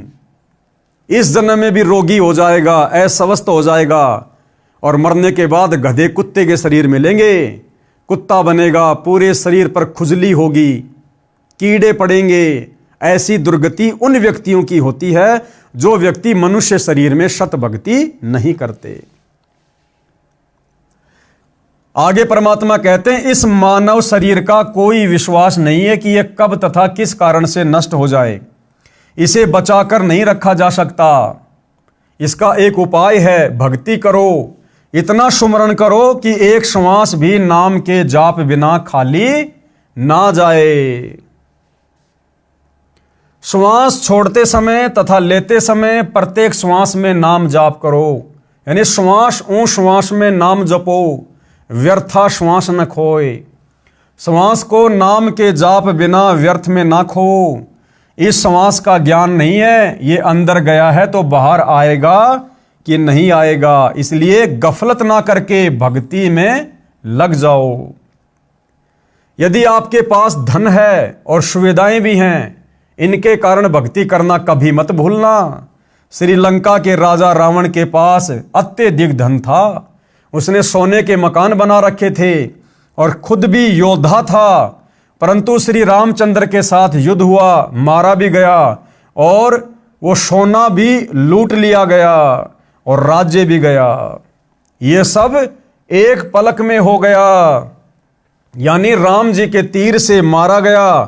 कुछ ही समय में सब कुछ नष्ट हो गया तथा यम के दूत यानी मृत्यु देवता के नौकर उस रावण को जंजीरों में बांध कर ले गए, नरक में डाला गया। वो रावण, जिस रावण ने ऊपर के लोकों पर आक्रमण करके 33 करोड़ देवी देवताओं को अपनी कैद में डाल रखा था, मृत्यु के बाद सत भक्ति ना करने के कारण उस रावण की ऊपर यमलोक में फिर दुर्गति हुई, नरक में डाला गया। नरक में यम के दूत मरने के बाद जंजीरों में जकड़ कर ले गए, जंजीरों में। तो आप और हम इस कलयुग के 2 कोड़ी के जीव, ना हमारे पास में कोई धन है ना कोई बल है, फिर आप और हमारी भला क्या औकात है कि भक्ति बिना हम सही तरीके से रह सकते हैं, हमारा भविष्य उज्जवल हो सकता है। तो रावण की तो सोने की लंका भी लास्ट में लूट ली गई। बहुत सारे भाई बहन अज्ञानता में कह देते हैं कि रावण के मरने के बाद में सोने की लंका का क्या हुआ, वो सोना कहाँ चला गया। तो दास एक बार सुन रहा था सोशल मीडिया पर, अनिरुद्धाचार्य से कोई सवाल कर रहा था कि जी रावण की मृत्यु के बाद में सोने की लंका का क्या हुआ। तो किसी ने कहा कि सोने की लंका तो जला दी गई थी। सुना था हमने कि हनुमान जी की पूंछ में आग लगाई गई, हनुमान जी ने फुदक फुदक कर पूरी लंका में आग लगा दी और सारी सोने की लंका जल गई। तो फिर किसी ने सवाल किया कि जी हमने सुना सोना तो कभी जलता ही नहीं है, सोना तो जलता ही नहीं है। फिर वो अनिरुद्धाचार्य चुप हो गया। फिर वो कहने लगा कि वो सोना जब वो पिघला तो वो समुद्र में जाके बह गया। यानी अपनी बात को किसी भी प्रकार से नकली धर्मगुरु ने ऊपर रखना है, लेकिन भाई और बहनों यथार्थता क्या थी ये परमात्मा ही बता सकते हैं। तो सतगुरु रामपाल जी ने सच्चाई बताई कि रावण की मृत्यु के बाद वो सोने की लंका का क्या हुआ। गुरुदेव ने बताया कई करोड़ों की संख्या में वानर गए हुए थे श्री रामचंद्र जी की ओर से युद्ध करने के लिए, और जब रावण मर गया उसके बाद में वो वानर सोने को उठा उठा कर ले आए थे। कोई 2 किलो लाया, कोई 5 किलो लाया, कोई 10 किलो लाया। इस प्रकार से वो सोने की लंका को लूट लूट कर लेकर आ गए थे। रावण जैसे मर्दाने यानी सूरवीर मिट्टी में मिल गए तथा मथुरा का राजा कंस, उसका प्रसिद्ध पहलवान चाणूर, कंस का नौकर केसी, रूपधारी राक्षस तथा हिरण्यकशिपु जैसे बलवान भी भक्ति बिना जीवन व्यर्थ कर गए। हे सामान्य प्राणी, तेरी क्या बुनियाद यानी तेरी क्या औकात है? तू किस आधार से बचेगा? तू कर्मों के अनुसार भिन्न भिन्न जीवों के शरीर धारण कर लेता है। संत गरीबदास जी ने परमेश्वर कबीर जी के बताए ज्ञान से कहा है कि भक्ति ना करने से तेरे को ऐसे हानि होगी जैसे किसान खेत में बीज ना बोने से भूखा मरता है, उसे कोई लाभ नहीं होता। इसी प्रकार इस मनुष्य शरीर में और इस समय परमात्मा धरती पर आए हुए हैं। पूर्ण ब्रह्म परमात्मा सारी सृष्टि के मालिक कबीर देव सतगुरु रामपाल जी के नाम से धरती पर प्रकट हैं सत भक्ति लेकर। अगर इस वक्त हमने इस शरीर से सत भक्ति नहीं की, उनकी शरण ग्रहण नहीं की, तो ये परमेश्वर फिर हमें युगों युगों नहीं संभालेगा और अगले जन्मों में हमारी वो दुर्गति होगी जो ली दी नहीं जाएगी। भगतनी पुल्लों ने इस संसार की वास्तविकता बताई तथा भक्ति बिना होने वाले कष्ट बताए। छोटे से राज्य के टुकड़े को प्राप्त करके आप इतना गर्व कर रहे हो, ये व्यर्थ है। लंका के राजा रावण ने सोने के मकान बना रखे थे। सत भक्ति ना करने से राज्य भी गया, सोना भी यहीं रह गया, नरक का भागी बना। राजा रानियों ने उपदेश लेकर भक्ति की तथा जीवन धन्य बनाया। अपुल्लो बाई के सत्संग सुनकर, इस प्रकार की बातें सुनकर, वो राजा की रानियां जो अपनी सुंदरता को देखकर, अपने गहने आभूषणों को देखकर जो फूला नहीं समाती थी, मान बड़ाई अहंकार में फूली फूली फिरती थी, वो सत्संग सुनने के बाद वास्तविकता से परिचित होकर फिर उन्होंने सादा जीवन जीना शुरू किया और पुल्लो बाई से उपदेश लेकर उन्होंने भक्ति शुरू की और अपना जीवन धन्य बनाया। महाकष्ट मोल लेते हैं जो व्यक्ति भक्ति नहीं करते, दुनिया भर की बकवाद करते हैं, वो आगे चलकर महाकष्ट मोल लेते हैं। कैसे? एक व्यक्ति ने दीक्षा लेने के बाद बताया कि मेरे साले ने लड़की का रिश्ता करना था, लगभग 10 लाख के सोने के आभूषण बनवाए, कीमती सामान, कपड़े, फ्रिज, एसी, मोटरसाइकिल, सिलाई की मशीन आदि लाकर रखे, जो कानून से बचने के लिए लड़के वालों के घर विवाह से 1 महीना पहले देकर आने थे, क्योंकि विवाह के समय नहीं ले दे सकते, कानूनी गलत है, यानी कानून के आधार से दहेज लेना देना गलत है। इसलिए वो बचने के लिए और सारा का सारा सामान इकट्ठा करके ले आया और वो सामान उसने महीने भर पहले लड़के वाले के घर पर पहुंचाने थे। जिस दिन भेजने थे उसी रात्रि में 10-12 व्यक्ति आए, 4 व्हीलर लेकर गया था, सारा सामान लाद कर ले गए, यानी चोर आए और सारा सामान निकाल कर ले गए। घर वालों ने सोचा कि मंगतराम यानी साले का नाम सामान लेकर जा रहा है, सब सोते रहे। सुबह मंगतराम उठा तो घर खाली था, पता चला तो पेट पकड़कर बैठ गया, भेद भी नहीं लगा। घर गांव से बाहर की ओर था, गांव का अंतिम घर था, कर्ज लिया, इतना ही सामान फिर लाया, हाथों हाथ आगे पहुंचाया। ये गलत रीति रिवाज के कारण महाकष्ट मोल ले रखा है। ऐसी ऐसी अनेकों घटनाएं होती हैं। ये दुख सब पुराने रीति रिवाजों परंपराओं की देन है। यानी आज व्यक्ति जो इतना दुखी है सामाजिक लेन देन में परंपराओं के कारण, ये सब क्यों है? ये पुरानी परंपराएं जो अज्ञानता में हमारे पूर्वजों ने देखा देखी में, भेड़ चाल में अपने ऊपर लागू कर रखी थी। अपने पूर्वजों से देखकर भेड़ चाल में आप और हमने अपने ऊपर लाद रखी थी और इन्हीं परंपराओं के बोझ तले दबकर आप और हम भी इसी प्रकार से मरकर जाने वाले थे। लेकिन सतगुरु रामपाल जी भगवान ने दया करी, मेहर करी, हमें सत ज्ञान से परिचित करवाया, हमें सत भक्ति प्रदान की और इन व्यर्थ की सामाजिक परंपराओं से हमें दूर किया। ये दुख सब पुराने रीति रिवाजों परंपराओं की देन है जो हमने स्वयं लाद रखा है। हम संत रामपाल जी के अनुयायी इसको नहीं लादते, यानी हम इन परंपराओं के चक्कर में नहीं पड़ते। ये दहेज लेना देना, दुनिया भर के आभूषण वगैरह, कपड़े लत्ते ब्याह शादी में बनवाना, ये पंडित का खर्चा करना, बारात वगैरह लेकर जाना, हम कुछ नहीं करते। बेटी का विश्वास परमात्मा पर दृढ़ करते हैं जो सत्य भी है कि बेटी जो तेरे भाग्य में होगा वो तेरे को मिलेगा। माँ बाप के लेने देने से तेरा जीवन नहीं चलेगा, तेरी जिंदगी नहीं चलेगी।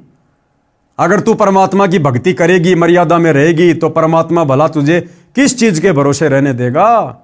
जो भगवान राजाओं को राज दे रहा है, देवताओं को देवपद दे रहा है, जब आप उस भगवान की भक्ति करोगी तो भगवान आपके लिए क्या कमी छोड़ देगा? तो हम बेटी को इस प्रकार से समझाते हैं और बेटी को सतगुरु से उपदेश दिलाकर परमात्मा से जोड़ते हैं, फिर बेटी को उसका भाग्य मिलता है। बेटी का विश्वास परमात्मा पर दृढ़ करते हैं जो सत्य भी है। हमारी बेटियों तथा बेटों में परमात्मा के संविधान की पूर्ण रूप से समझ है, यानी भक्तों के बच्चे भी सतगुरु से उपदेश लेकर सत्संग सुनकर परमात्मा के विधान से पूर्णतया परिचित हैं।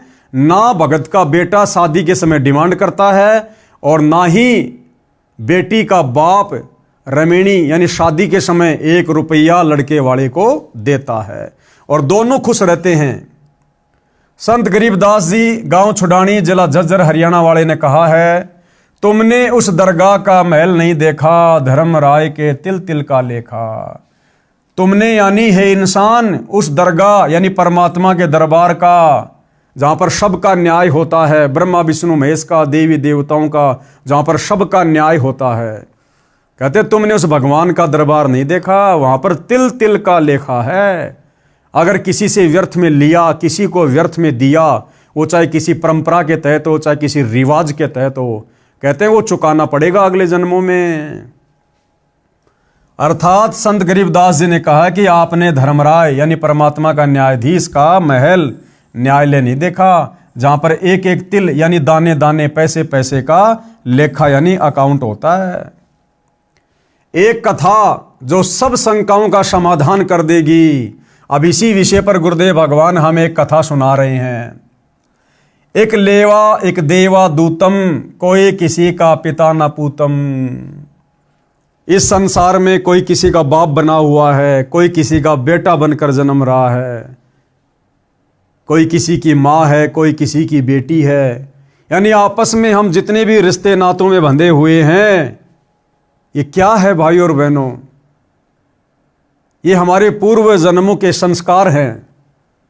ये संस्कार क्यों बने, कैसे बने? इसी प्रकार एक दूसरे से लेने देने के चक्कर में बने।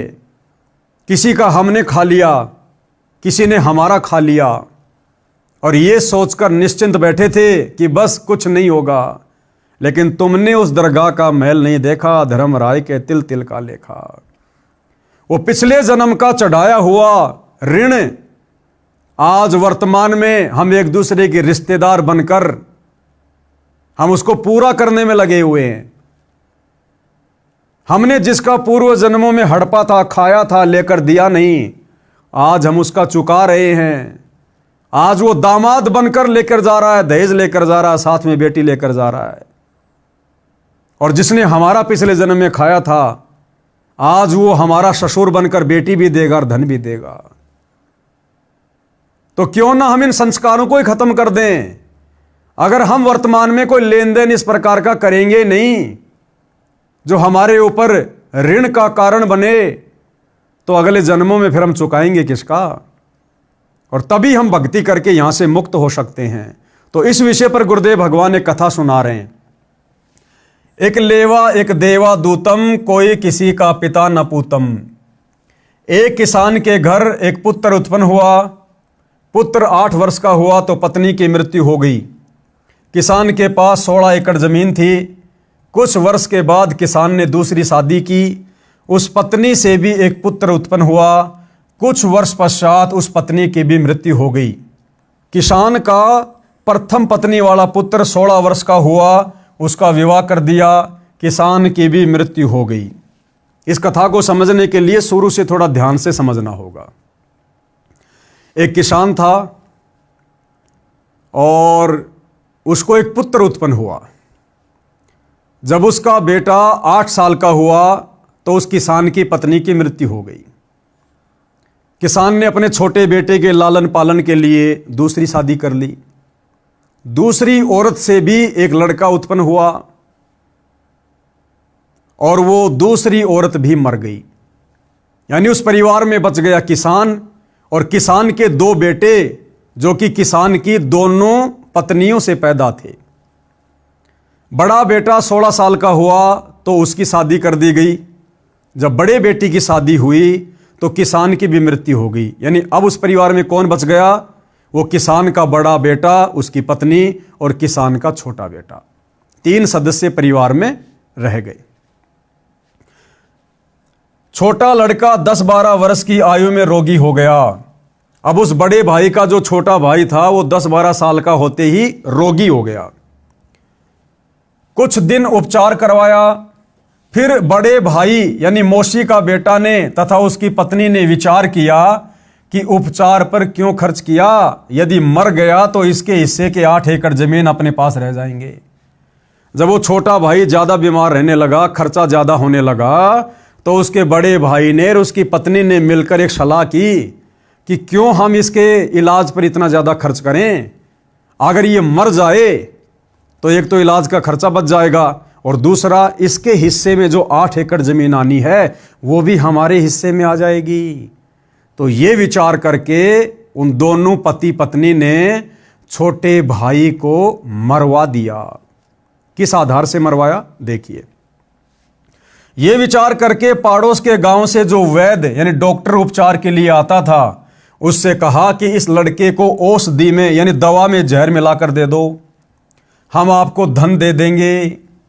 500 रुपए के लालच में उस डॉक्टर ने उस लड़के को दवा में जहर खिलाकर मार दिया। गांव वालों को बताया गया कि रोग के कारण मृत्यु हो गई, यानी गांव में भी किसी को शंका नहीं हुई कि भाई लड़का बहुत ज्यादा बीमार था, हो सकता है मर गया होगा। किसी को शंका नहीं हुई। बच्चे की मृत्यु रोग के कारण हुई मान ली।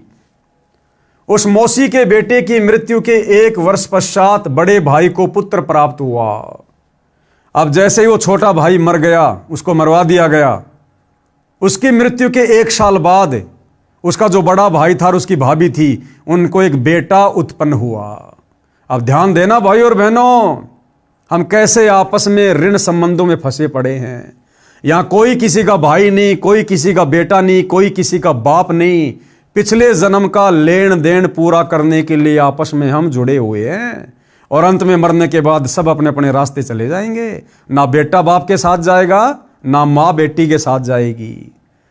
तो वो जब उसका छोटा भाई मर गया, जिसको मरवा दिया गया था जहर देकर, उसके मरने के 1 साल बाद में उसके बड़े भाई को एक लड़का उत्पन्न हुआ। उस मौसी के बेटे की मृत्यु के 1 साल बाद बड़े भाई को पुत्र प्राप्त हुआ। खुशी का ठिकाना नहीं रहा। बच्चे के जन्म की खुशी में जिमणवार लंगर किया, पूरे गांव में मिठाई बांटी गई। उसके पश्चात कोई संतान नहीं हुई। इकलौते पुत्र को प्रेम से पाला, अच्छा घी दूध दही खिला पिलाकर हष्ट पुष्ट कर दिया। 16 वर्ष की आयु में विवाह कर दिया गया। उस समय बाल विवाह को गर्व की बात माना जाता था। वो लड़का रोगी हो गया। डॉक्टर पर डॉक्टर बुलाए, महंगे से महंगी औषधि खिलाई, परंतु व्यर्थ रहा। उस समय 1 महीने में 1-1 हजार की दवा खिलाई गई। हीरा तथा मोती भस्म भी औषधि में खिलाकर लड़के को खिलाया गया, जिस कारण से 8 एकड़ जमीन भी बेचनी पड़ी। जिस 8 एकड़ जमीन के चक्कर में उस बड़े भाई ने छोटे भाई को मरवा दिया था, अपने बेटे के इलाज पर वो 8 एकड़ जमीन भी बेचनी पड़ गई। और भाइयों और बहनों, वो लड़का कौन था जो उस घर में पैदा हुआ था? वो उसका वही भाई था जो उन्होंने जहर देकर मरवा दिया गया था। वो अपना बदला लेने के लिए फिर से वापस उसी घर में उसके बेटे के रूप में जन्मा, जिस कारण से 8 एकड़ जमीन भी बेचनी पड़ी। परंतु रोग घटने की बजाय बढ़ता ही चला गया और अंतिम दिन आ गया। लड़के का पिता चिंतित अवस्था में पुत्र के पास बैठा था। उसी समय लड़का बोला, भाई साहब। उसका बेटा अपने बाप को क्या कहता कि भाई साहब। अब वो बाप ने सोचा कि बेटा बहुत ज्यादा रोगी हो गया, दिमाग से डिस्टर्ब हो गया, लगता है पागल हो गया, मुझे पहचान भी नहीं रहा। अपने पिता को कह रहा है भाई साहब। तो बाप बोला, बेटा मैं तेरा भाई साहब नहीं हूं, मैं तेरा बाप हूं, तेरा पिता हूं। उसने कहा कि नहीं, मुझे अच्छे से पता है, तू इस जन्म में मेरा बाप है, लेकिन तू पिछले जन्म में मेरा भाई था, याद कर। लड़के का पिता चिंतित अवस्था में पुत्र के पास बैठा था। उसी समय लड़का बोला, भाई साहब एक काम करो।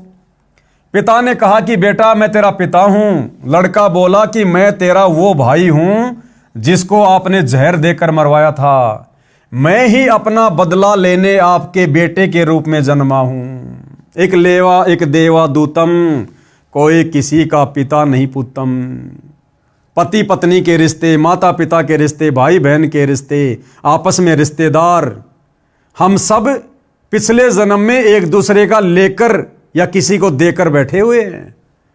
इस जन्म में जो हम रिश्तों में जुड़े हैं एक दूसरे का पूरा करने के लिए। उस लड़के की माता जी भी वहीं विराजमान थी। लड़का बोला कि 8 एकड़ जमीन मेरे हिस्से की थी, वो मैंने वसूल कर ली कि तुमने मुझे जो मरवाया था ना जहर देकर 8 एकड़ जमीन के चक्कर में, देख इस जन्म में तेरा लड़का बनकर और रोगी होकर मैंने अपने इलाज पर मेरे हिस्से की 8 एकड़ जमीन बिकवा दी, मेरा हिस्सा मैंने पूरा करवा दिया। अब केवल कफन तथा लकड़ियों का हिसाब शेष है, यानी अब मेरी मरने की तैयारी है, कफन का और लकड़ियों का हिसाब किताब और बाकी है, वो पूरा कर लो, उसकी तैयारी करो। ये बात सुनकर पिता और भाई का मुख फटा का फटा रह गया।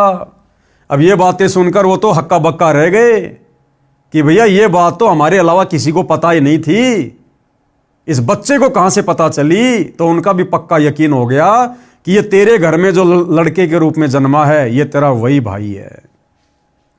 ये बात सुनकर पिता और भाई का मुख फटा का फटा रह गया। अपने किए पर दोनों पति पत्नी ने पश्चाताप किया। परमात्मा का विधान अटल है। कौन सा विधान? एक लेवा एक देवा दूतम, कोई किसी का पिता न पुतम, ऋण संबंध जुड़े सब नाता, अंत समय सब बारह बाटा। बड़े भाई ने पुत्र रूप में जन्मे छोटे भाई से प्रश्न किया कि हमने लालच में आकर जो पाप किया हमें तो परमात्मा ने फल दे दिया। क्या फल दे दिया? कि हमारे तो तू एक ही बेटा था, उसके बाद कोई संतान हुई नहीं, तो हमारा तो कोई खानदान कोई वंश चलाने वाला भी नहीं मिला, बुढ़ापे में हमारी कोई सेवा करने वाला भी नहीं बचा, तो हमें तो हमारे किए का फल मिल गया। अब भाइयों और बहनों, ये फल तो केवल यहां मिला। उस कर्म की जो मुख्य सजा है, जो बड़ा दंड है, वो तो शरीर छूटने के बाद धर्मराज के दरबार में नरक में डालकर मिलेगा। हमें तो परमात्मा ने फल दे दिया। जिस मकसद के लिए आपकी जान ली थी वह 8 एकड़ जमीन गई तथा अन्य संतान है नहीं, और ये शेष जमीन कोई और ही लेगा। हमारा तो नाश हुआ सो हुआ, ये तो होना ही चाहिए था। यानी उनको भी फिर दुख हुआ, पश्चाताप हुआ जो कर्म उन्होंने किया था। परमात्मा ने न्याय किया, परंतु जो लड़की आपकी पत्नी रूप में आई थी, इसने कौन सा अपराध किया है जिस कारण से यह सती प्रथा के तहत आपके साथ जिंदा जलाई जाएगी? अब उसके बड़े भाई ने क्या कहा कि भाई हमने जो किया उसका फल तो हमें परमात्मा ने दे दिया, हमारे तो परिवार का सत्यानाश हो गया, वंश चलाने वाला भी कोई नहीं बचा। 8 एकड़ जमीन जिसके लिए तेरे को मरवाया था वो तेरे इलाज पर खर्च हो गई। 8 एकड़ हमारे हिस्से की, हमारे संतान है नहीं, तेरे मरने के बाद भाई बंधु खाएंगे पिएंगे उसको। लेकिन एक बात बता, हमने जो किया उसकी सजा तो हमें भगवान ने दे दी, लेकिन भाई तेरी शादी करके जो ये लड़की घर में आई हुई है, अब तेरे मरने के बाद में सती प्रथा के तहत इसको भी तेरी चिता पर जिंदा जलाया जाएगा। मुझे यह बता कि इसको कौन से कर्म की सजा मिलेगी? लड़के ने क्या बताया? इसके साथ भगवान ने अन्याय किया है। छोटा भाई उर्फ बेटा बोला कि मेरी मौत के 2 वर्ष पश्चात वो डॉक्टर भी मर गया था जिसने मुझे 500 रुपए के लालच में जहर देकर मारा था। ये पत्नी वही डॉक्टर वाली आत्मा है। अब इसको वो फल मिलेगा कि जिस डॉक्टर ने 500 रुपए के लालच में आकर और मुझे दवा में जहर देकर मारा था ना, मेरी पत्नी के रूप में वही डॉक्टर वाली आत्मा आई हुई है। अब इस नादान को उस 500 रुपए के लालच में जो इसने मुझे मार दिया था, अब इसको मेरी चिता पर जिंदा जलाकर मारा जाएगा। तुमने उस दरगाह का महल नहीं देखा, धर्मराज के तिल तिल का लेखा। अब ये जिंदा जलाई जाएगी। उस समय सती प्रथा जोरों पर थी। पति की मृत्यु के बाद पत्नी को जिंदा उसी चिता में जलाया जाता था। अब समझाना क्या चाहते हैं भाई और बहनों हमें गुरुदेव भगवान? प्रिय पाठ को विचार करो, परमात्मा की दृष्टि से कुछ नहीं छुपा है। जैसा करेगा वैसा भरना पड़ेगा। प्रत्येक परिवार इसी प्रकार संस्कार के कारण एक दूसरे से जुड़ा है। कोई पूर्व जन्म का कर्ज उतारने के लिए जन्मा है तो कोई पूर्व जन्म का कर्ज लेने के लिए जन्मा है। अनेकों उदाहरण है। कैसे? पिता ने लड़के को पढ़ाया, शादी से 2 दिन पहले दुर्घटनाग्रस्त होकर मर गया। वह अपना कर्ज पिता से लेने आया था। बेटा जवान हुआ, कार्य करके निर्वाह करने लगा। पिता रोगी हो गया, लाखों रुपए लगे, व्यर्थ रहे और मर गया। ये पिता पिछले जन्म का कर्ज लेने आया था, कुछ देने आया था। लड़की का विवाह किया, 2 साल के बाद लड़की मर गई, बहुत दहेज दिया था। वह दामाद पूर्व जन्म के ऋण के बदले में लड़की भी ले गया और धन भी ले गया। वर्तमान में जो किसी के साथ धोखा करके धन हड़प लेते हैं, वह धन अगले जन्म में दामाद बनकर वसूलेगा। परमात्मा का अटल विधान है, बुद्धिमान को संकेत ही पर्याप्त है। यानी समझदार भाई बहनों को तो संकेत ही पर्याप्त है। अपना मेहनत करके खाओ, नेक नीति ईमानदारी से खाओ। व्यर्थ में शादी विवाह में दहेज वगैरह लेना देना बंद कर दो, अन्यथा तुमने उस दरगाह का महल नहीं देखा, धर्मराज के तिल तिल का लेखा। रिश्वत लेना देना, चोरी ठगी काला बाजारी मिलावट करना छोड़ दो। ये चुकाना पड़ेगा यहीं भी और अगले जन्म में भी। गधा कुत्ता शुअर बनकर उस व्यक्ति के घर में बैल बनकर आएगा, ऊंट बनकर आएगा, सारा दिन खेत में काम करेगा, वो चुकाना पड़ेगा। किसी के घर में भैंस बनकर जन्मेगा, किसी का गधा बनकर जन्मेगा, सारा दिन मिट्टी ढोएगा, वो पिछले जन्म का कर्जा पशु योनि में भी चुकाना पड़ेगा। तो समझदार व्यक्ति कभी ऐसी आपत्ति मोल नहीं लेता।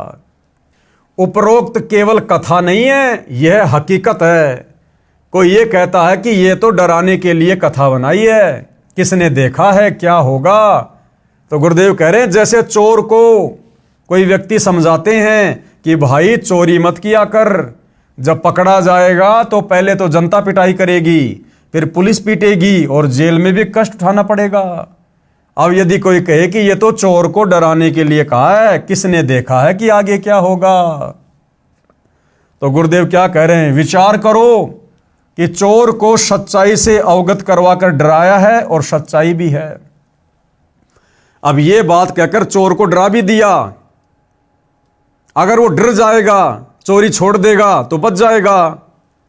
और यह हकीकत भी है, चोर पकड़ा जाएगा तो फिर क्या क्या होता है। तो भैया यदि हमें परमात्मा के विधान का ज्ञान नहीं है तो क्या परमात्मा का विधान बदल जाएगा? ये तो महापुरुषों ने बताया है, शास्त्रों में लिखा हुआ है, हमारी आंखों के सामने ऐसी घटनाएं आए दिन घटित हो रही हैं। अरे हम इंसान हैं, बड़ा अच्छा खाते हैं पीते हैं, मौज मस्ती से परिवार में रहते हैं, गर्मी सर्दी से मकान बनाकर अपना बचाव कर रखा है। और ये दुनिया भर के जंगली जानवर, क्या उनको दुख नहीं होता? क्या उनको ठंड में ठंड नहीं लगती? क्या गर्मियों में गर्मी नहीं लगती? क्या जानवरों को, पशु पक्षियों को भूख नहीं लगती, प्यास नहीं लगती? क्या उनकी डंडों से पिटाई होती है तो क्या उनको दर्द नहीं होता? क्या उनके पैरों में कांटे चुभने से दर्द नहीं होता? वो इतना कष्ट क्यों उठा रहे हैं? एक ऊंट एक बैल सारा दिन खेत में हल में जुतकर क्यों इतना कष्ट उठा रहा है? क्यों उसके नाक में रस्सा डालकर खींचा जाता है? हमारे नाक का बाल भी उखाड़ दिया जाए तो कितना दर्द होता है। उस ऊंट के बैल के नाक में तो छेद किया जाता है और रस्सी से खींच खींच के उसको चलाया जाता है। कितनी पीड़ा होती होगी, क्यों हो रही है? वो पिछले जन्म का कर्जदार, उसने उस किसान का पिछले जन्म में पैसा लेकर दिया नहीं, या पिछले जन्म में उसने दहेज लिया था, इस जन्म में अपने ससुर का पैसा, वो ससुर बन गया किसान, दामाद बन गया ऊंट, और ऊंट बनकर खेत में मेहनत करके पिछली बार जो सामान ले गया था दहेज में, अब वो खेत में हल में जुतकर और अपना पुराना हिसाब किताब चूकता कर रहा है। तो भैया परमात्मा सब देख रहा है। परमात्मा के दरबार में कभी अन्याय नहीं होता, वहां केवल न्याय होता है। यहां तो हम 100 प्रकार के तरीके अपनाकर बच जाते हैं, लेकिन परमात्मा के दरबार में उसके संविधान से नहीं बच सकते। यदि चोर सच्चाई से डरकर चोरी करना त्याग देगा तो उसकी भलाई है। यदि कहेगा कि किसने देखा है आगे क्या होता है, देखा जाएगा, उसके बाद वह सब गुजरेगी जो पहले बताई गई थी। इसी प्रकार जो उपरोक्त कथा को केवल समझाने डराने के लिए ही मानेगा तो उसका दुर्भाग्य होगा। इसको इतनी सत्य समझना जैसे चोर को शतरक किया है। यानी कर्मों का फल भाई भुगतना पड़ेगा। ये अटल संविधान है परमात्मा का, चाहे राजा हो चाहे रंक हो। और इन कर्मों के फल से यदि आप बचना चाहते हैं, अपना बचाव करना चाहते हैं, तो भाई वर्तमान में सुनहरा अवसर है। कर्मों को काटने वाला, बंधनों के कर्मों को काटने वाला बंदी छोड़ कबीर भगवान संत रामपाल जी के नाम से धरती पर प्रकट है। हमारे आपस के जन्म जन्मांतरों के कर्म, ऋण संस्कार चाहे कितने ही उलझे हुए क्यों ना हो, जिनके चलते हम असंख्य बार गधे कुत्ते बनने होंगे, आज यदि हम सतगुरु रामपाल जी की शरण में आकर मर्यादा में रहकर सत भक्ति शुरू कर देते हैं, तो सतगुरु रामपाल जी अपनी आध्यात्मिक शक्ति से, अपने आशीर्वाद से हमारे जन्म जन्मांतरों के कर्म संस्कारों को, ऋण संबंधों को समाप्त कर देते हैं। और इसी जन्म में हमारे को मोक्ष भी देंगे।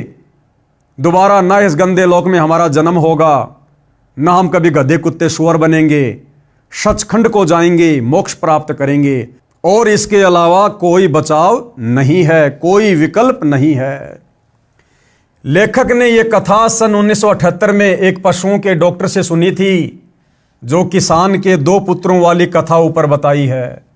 वह इस कथा को अपने पास बैठने वाले को अवश्य सुनाता था, परंतु अमल कतई नहीं करता था। 10 रुपए की दवाई देकर 4 डिस्टिल्ड वाटर के इंजेक्शन लगाकर 200-300 रुपए वसूलता था। फिर शाम को मिलता तो अपने कारनामे भी बताता था कि यदि कम रुपए लूंगा तो भैंस वाला यह समझेगा कि अच्छी दवाई नहीं दी। भैंस को स्वस्थ तो 10 रुपए की दवा से ही हो जाना था।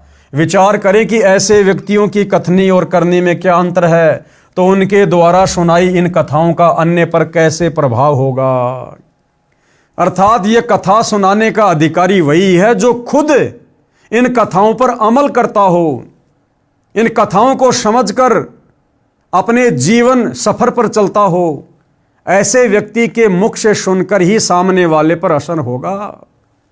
यानी मैं सारे काम उल्टे करूं और आपको ये कथा सुनाऊं भगत बनाने वाली, तो मेरे द्वारा बताई गई, समझाई गई कथाओं का, कहानियों का सामने वाले पर किसी प्रकार का कोई असर नहीं होगा। इसलिए वो खुद भी फिर परमात्मा का दोषी बन जाता है, जो इन कथाओं को सुनाता है लेकिन खुद अमल नहीं करता। तो परमात्मा कहते हैं, गरीब करनी तज कथनी कथय, अज्ञानी दिन रात कुत्ते ज्यों भौंकत फिरै, सुनी सुनाई बात। ऐसे व्यक्ति तो कुत्ते की श्रेणी में हैं, जो केवल मुख से बोलते हैं लेकिन करनी उसके अनुसार नहीं करते। तो कहते हैं वो तो कुत्ते की ज्यों सारा दिन भौंकते फिरते हैं।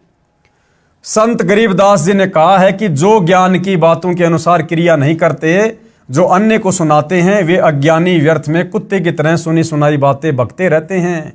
ये बातें कहन सुनन की नहीं है, यानी ये कथा केवल सुनाने तक सीमित नहीं है, इन कथाओं पर हमने अमल भी करना है। ये तो कर पाड़ने की हैं, यानी अपने जीवन में लागू करने की हैं, धारण करने की हैं, यानी इन पर अमल करना चाहिए। परमात्मा के विधान को समझकर निर्मल जीवन यापन करें, ना किसी को खिलाएं ना किसी का खाएं। हाँ, आपत्ति में किसी की मदद करना कोई बुरी बात नहीं है, लेकिन धोखाधड़ी करके किसी का रुपया हम ना हड़पें ना खाएं। जीवन की राह को काटू रहित बनाएं, परंपराओं का भार कम करो, बोझा लादकर सफर तय नहीं किया जा सकता। यदि आपको 10, 20, 50 किलोमीटर लंबी यात्रा करनी है पैदल, और यदि आपकी पीठ पर वजन बहुत ज़्यादा है, तो आप जी कभी भी सफ़र तय नहीं कर पाओगे, बहुत दुखी हो जाओगे। लंबी यात्रा करने वाला कम से कम सामान रखता है। तो भाई और बहनों, आप और हमारी यात्रा तो 16 शंख कोश की है। 16 शंख कोश हमने सतलोक जाना है, बहुत लंबा सफ़र है। यदि हमने इन परंपराओं का बोझ अपने ऊपर से नहीं उतारा, शादी विवाह में दुनिया भर का खर्चा, दिखावा, लेना देना, त्योहारों के समय दुनिया भर का लेना देना, दिखावा, यदि हमने इन परंपराओं का, रीति रिवाजों का, कुरीतियों का, त्योहारों का वजन, ये बोझ अपने ऊपर से नहीं उतारा, तो हम कभी भी सतलोक की इतनी लंबी यात्रा पूरी नहीं कर पाएंगे। अर्थात हम कभी भी मोक्ष प्राप्त नहीं कर पाएंगे। और मोक्ष नहीं मिला तो फिर भाई और बहनों क्या होगा? सर्व विदित है। फिर इस भक्ति के करने से 2, 4, 5, 10 हमें लगातार मनुष्य जन्म भी मिल जाएंगे। वो जन्म भी हमारे साफ सुथरे होंगे, कोई दिक्कत नहीं है, क्योंकि वर्तमान में हमने भक्ति की है, सतनाम का जाप किया है, सच्चे सतगुरु को दान धर्म किया है, तो परमात्मा किसी का रखता नहीं है, ठीक है। लेकिन उसके बाद क्या होगा, क्योंकि मोक्ष तो हुआ नहीं, हमारी भक्ति खर्च होगी, फिर हमें 84 लाख योनियों में भी जाना पड़ेगा। अगर कभी मनुष्य जन्म मिला तो किसी गरीब के घर में, निर्धन के घर में मिलेगा। और हमने जो संस्कार युगों युगों से बिगाड़ रखे हैं, फिर वो सारा लेन देन हमने खुद ही करना पड़ेगा। किसी का गधा बनना पड़ेगा, किसी का सूअर बनना पड़ेगा, किसी का बैल बनना पड़ेगा, सारा दिन खेत में काम करना पड़ेगा, ईंटों के भट्ठों पर गधा बनकर सारा दिन ईंटें ढोनी पड़ेंगी। फिर हमारा जीवन, हमारा भविष्य नरक बन जाएगा, नरक। तो भाइयों और बहनों, ऐसी आपत्ति को दुर्बुद्धि प्राप्त प्राणी मोल लेता है। बाकी जिसको सच्चे सतगुरु के सत्संग मिल गए, ये सतज्ञान मिल गया, धर्म कर्म की अगली पिछली अगम निगम की जानकारी हो गई, वो आत्मा कभी भी इन परंपराओं में पढ़कर, व्यर्थ के रीति रिवाजों में पढ़कर, त्योहारों के चक्कर में पढ़कर, एक दूसरे से फालतू के लेन देन के चक्कर में पढ़कर अपने जीवन को बर्बाद नहीं करेगी। केवल अपने गुरुदेव के बताई गई सत भक्ति को मर्यादाओं में रहकर अध्यात्म में आगे बढ़ेगी, तभी हमारा जीवन सफल होगा। तो भाइयों और बहनों, आज के इस वीडियो में केवल इतना ही। पुस्तक धरती के ऊपर स्वर्ग, इस पर आज हमारा ये 3रे नंबर का वीडियो था। कल गुरुदेव के आशीर्वाद से सेवा में फिर हाजिर होंगे। तब तक सभी भाई बहन गुरुदेव से आज्ञा लेते हैं। बंदी छोड़ सतगुरु रामपाल जी भगवान की जय हो।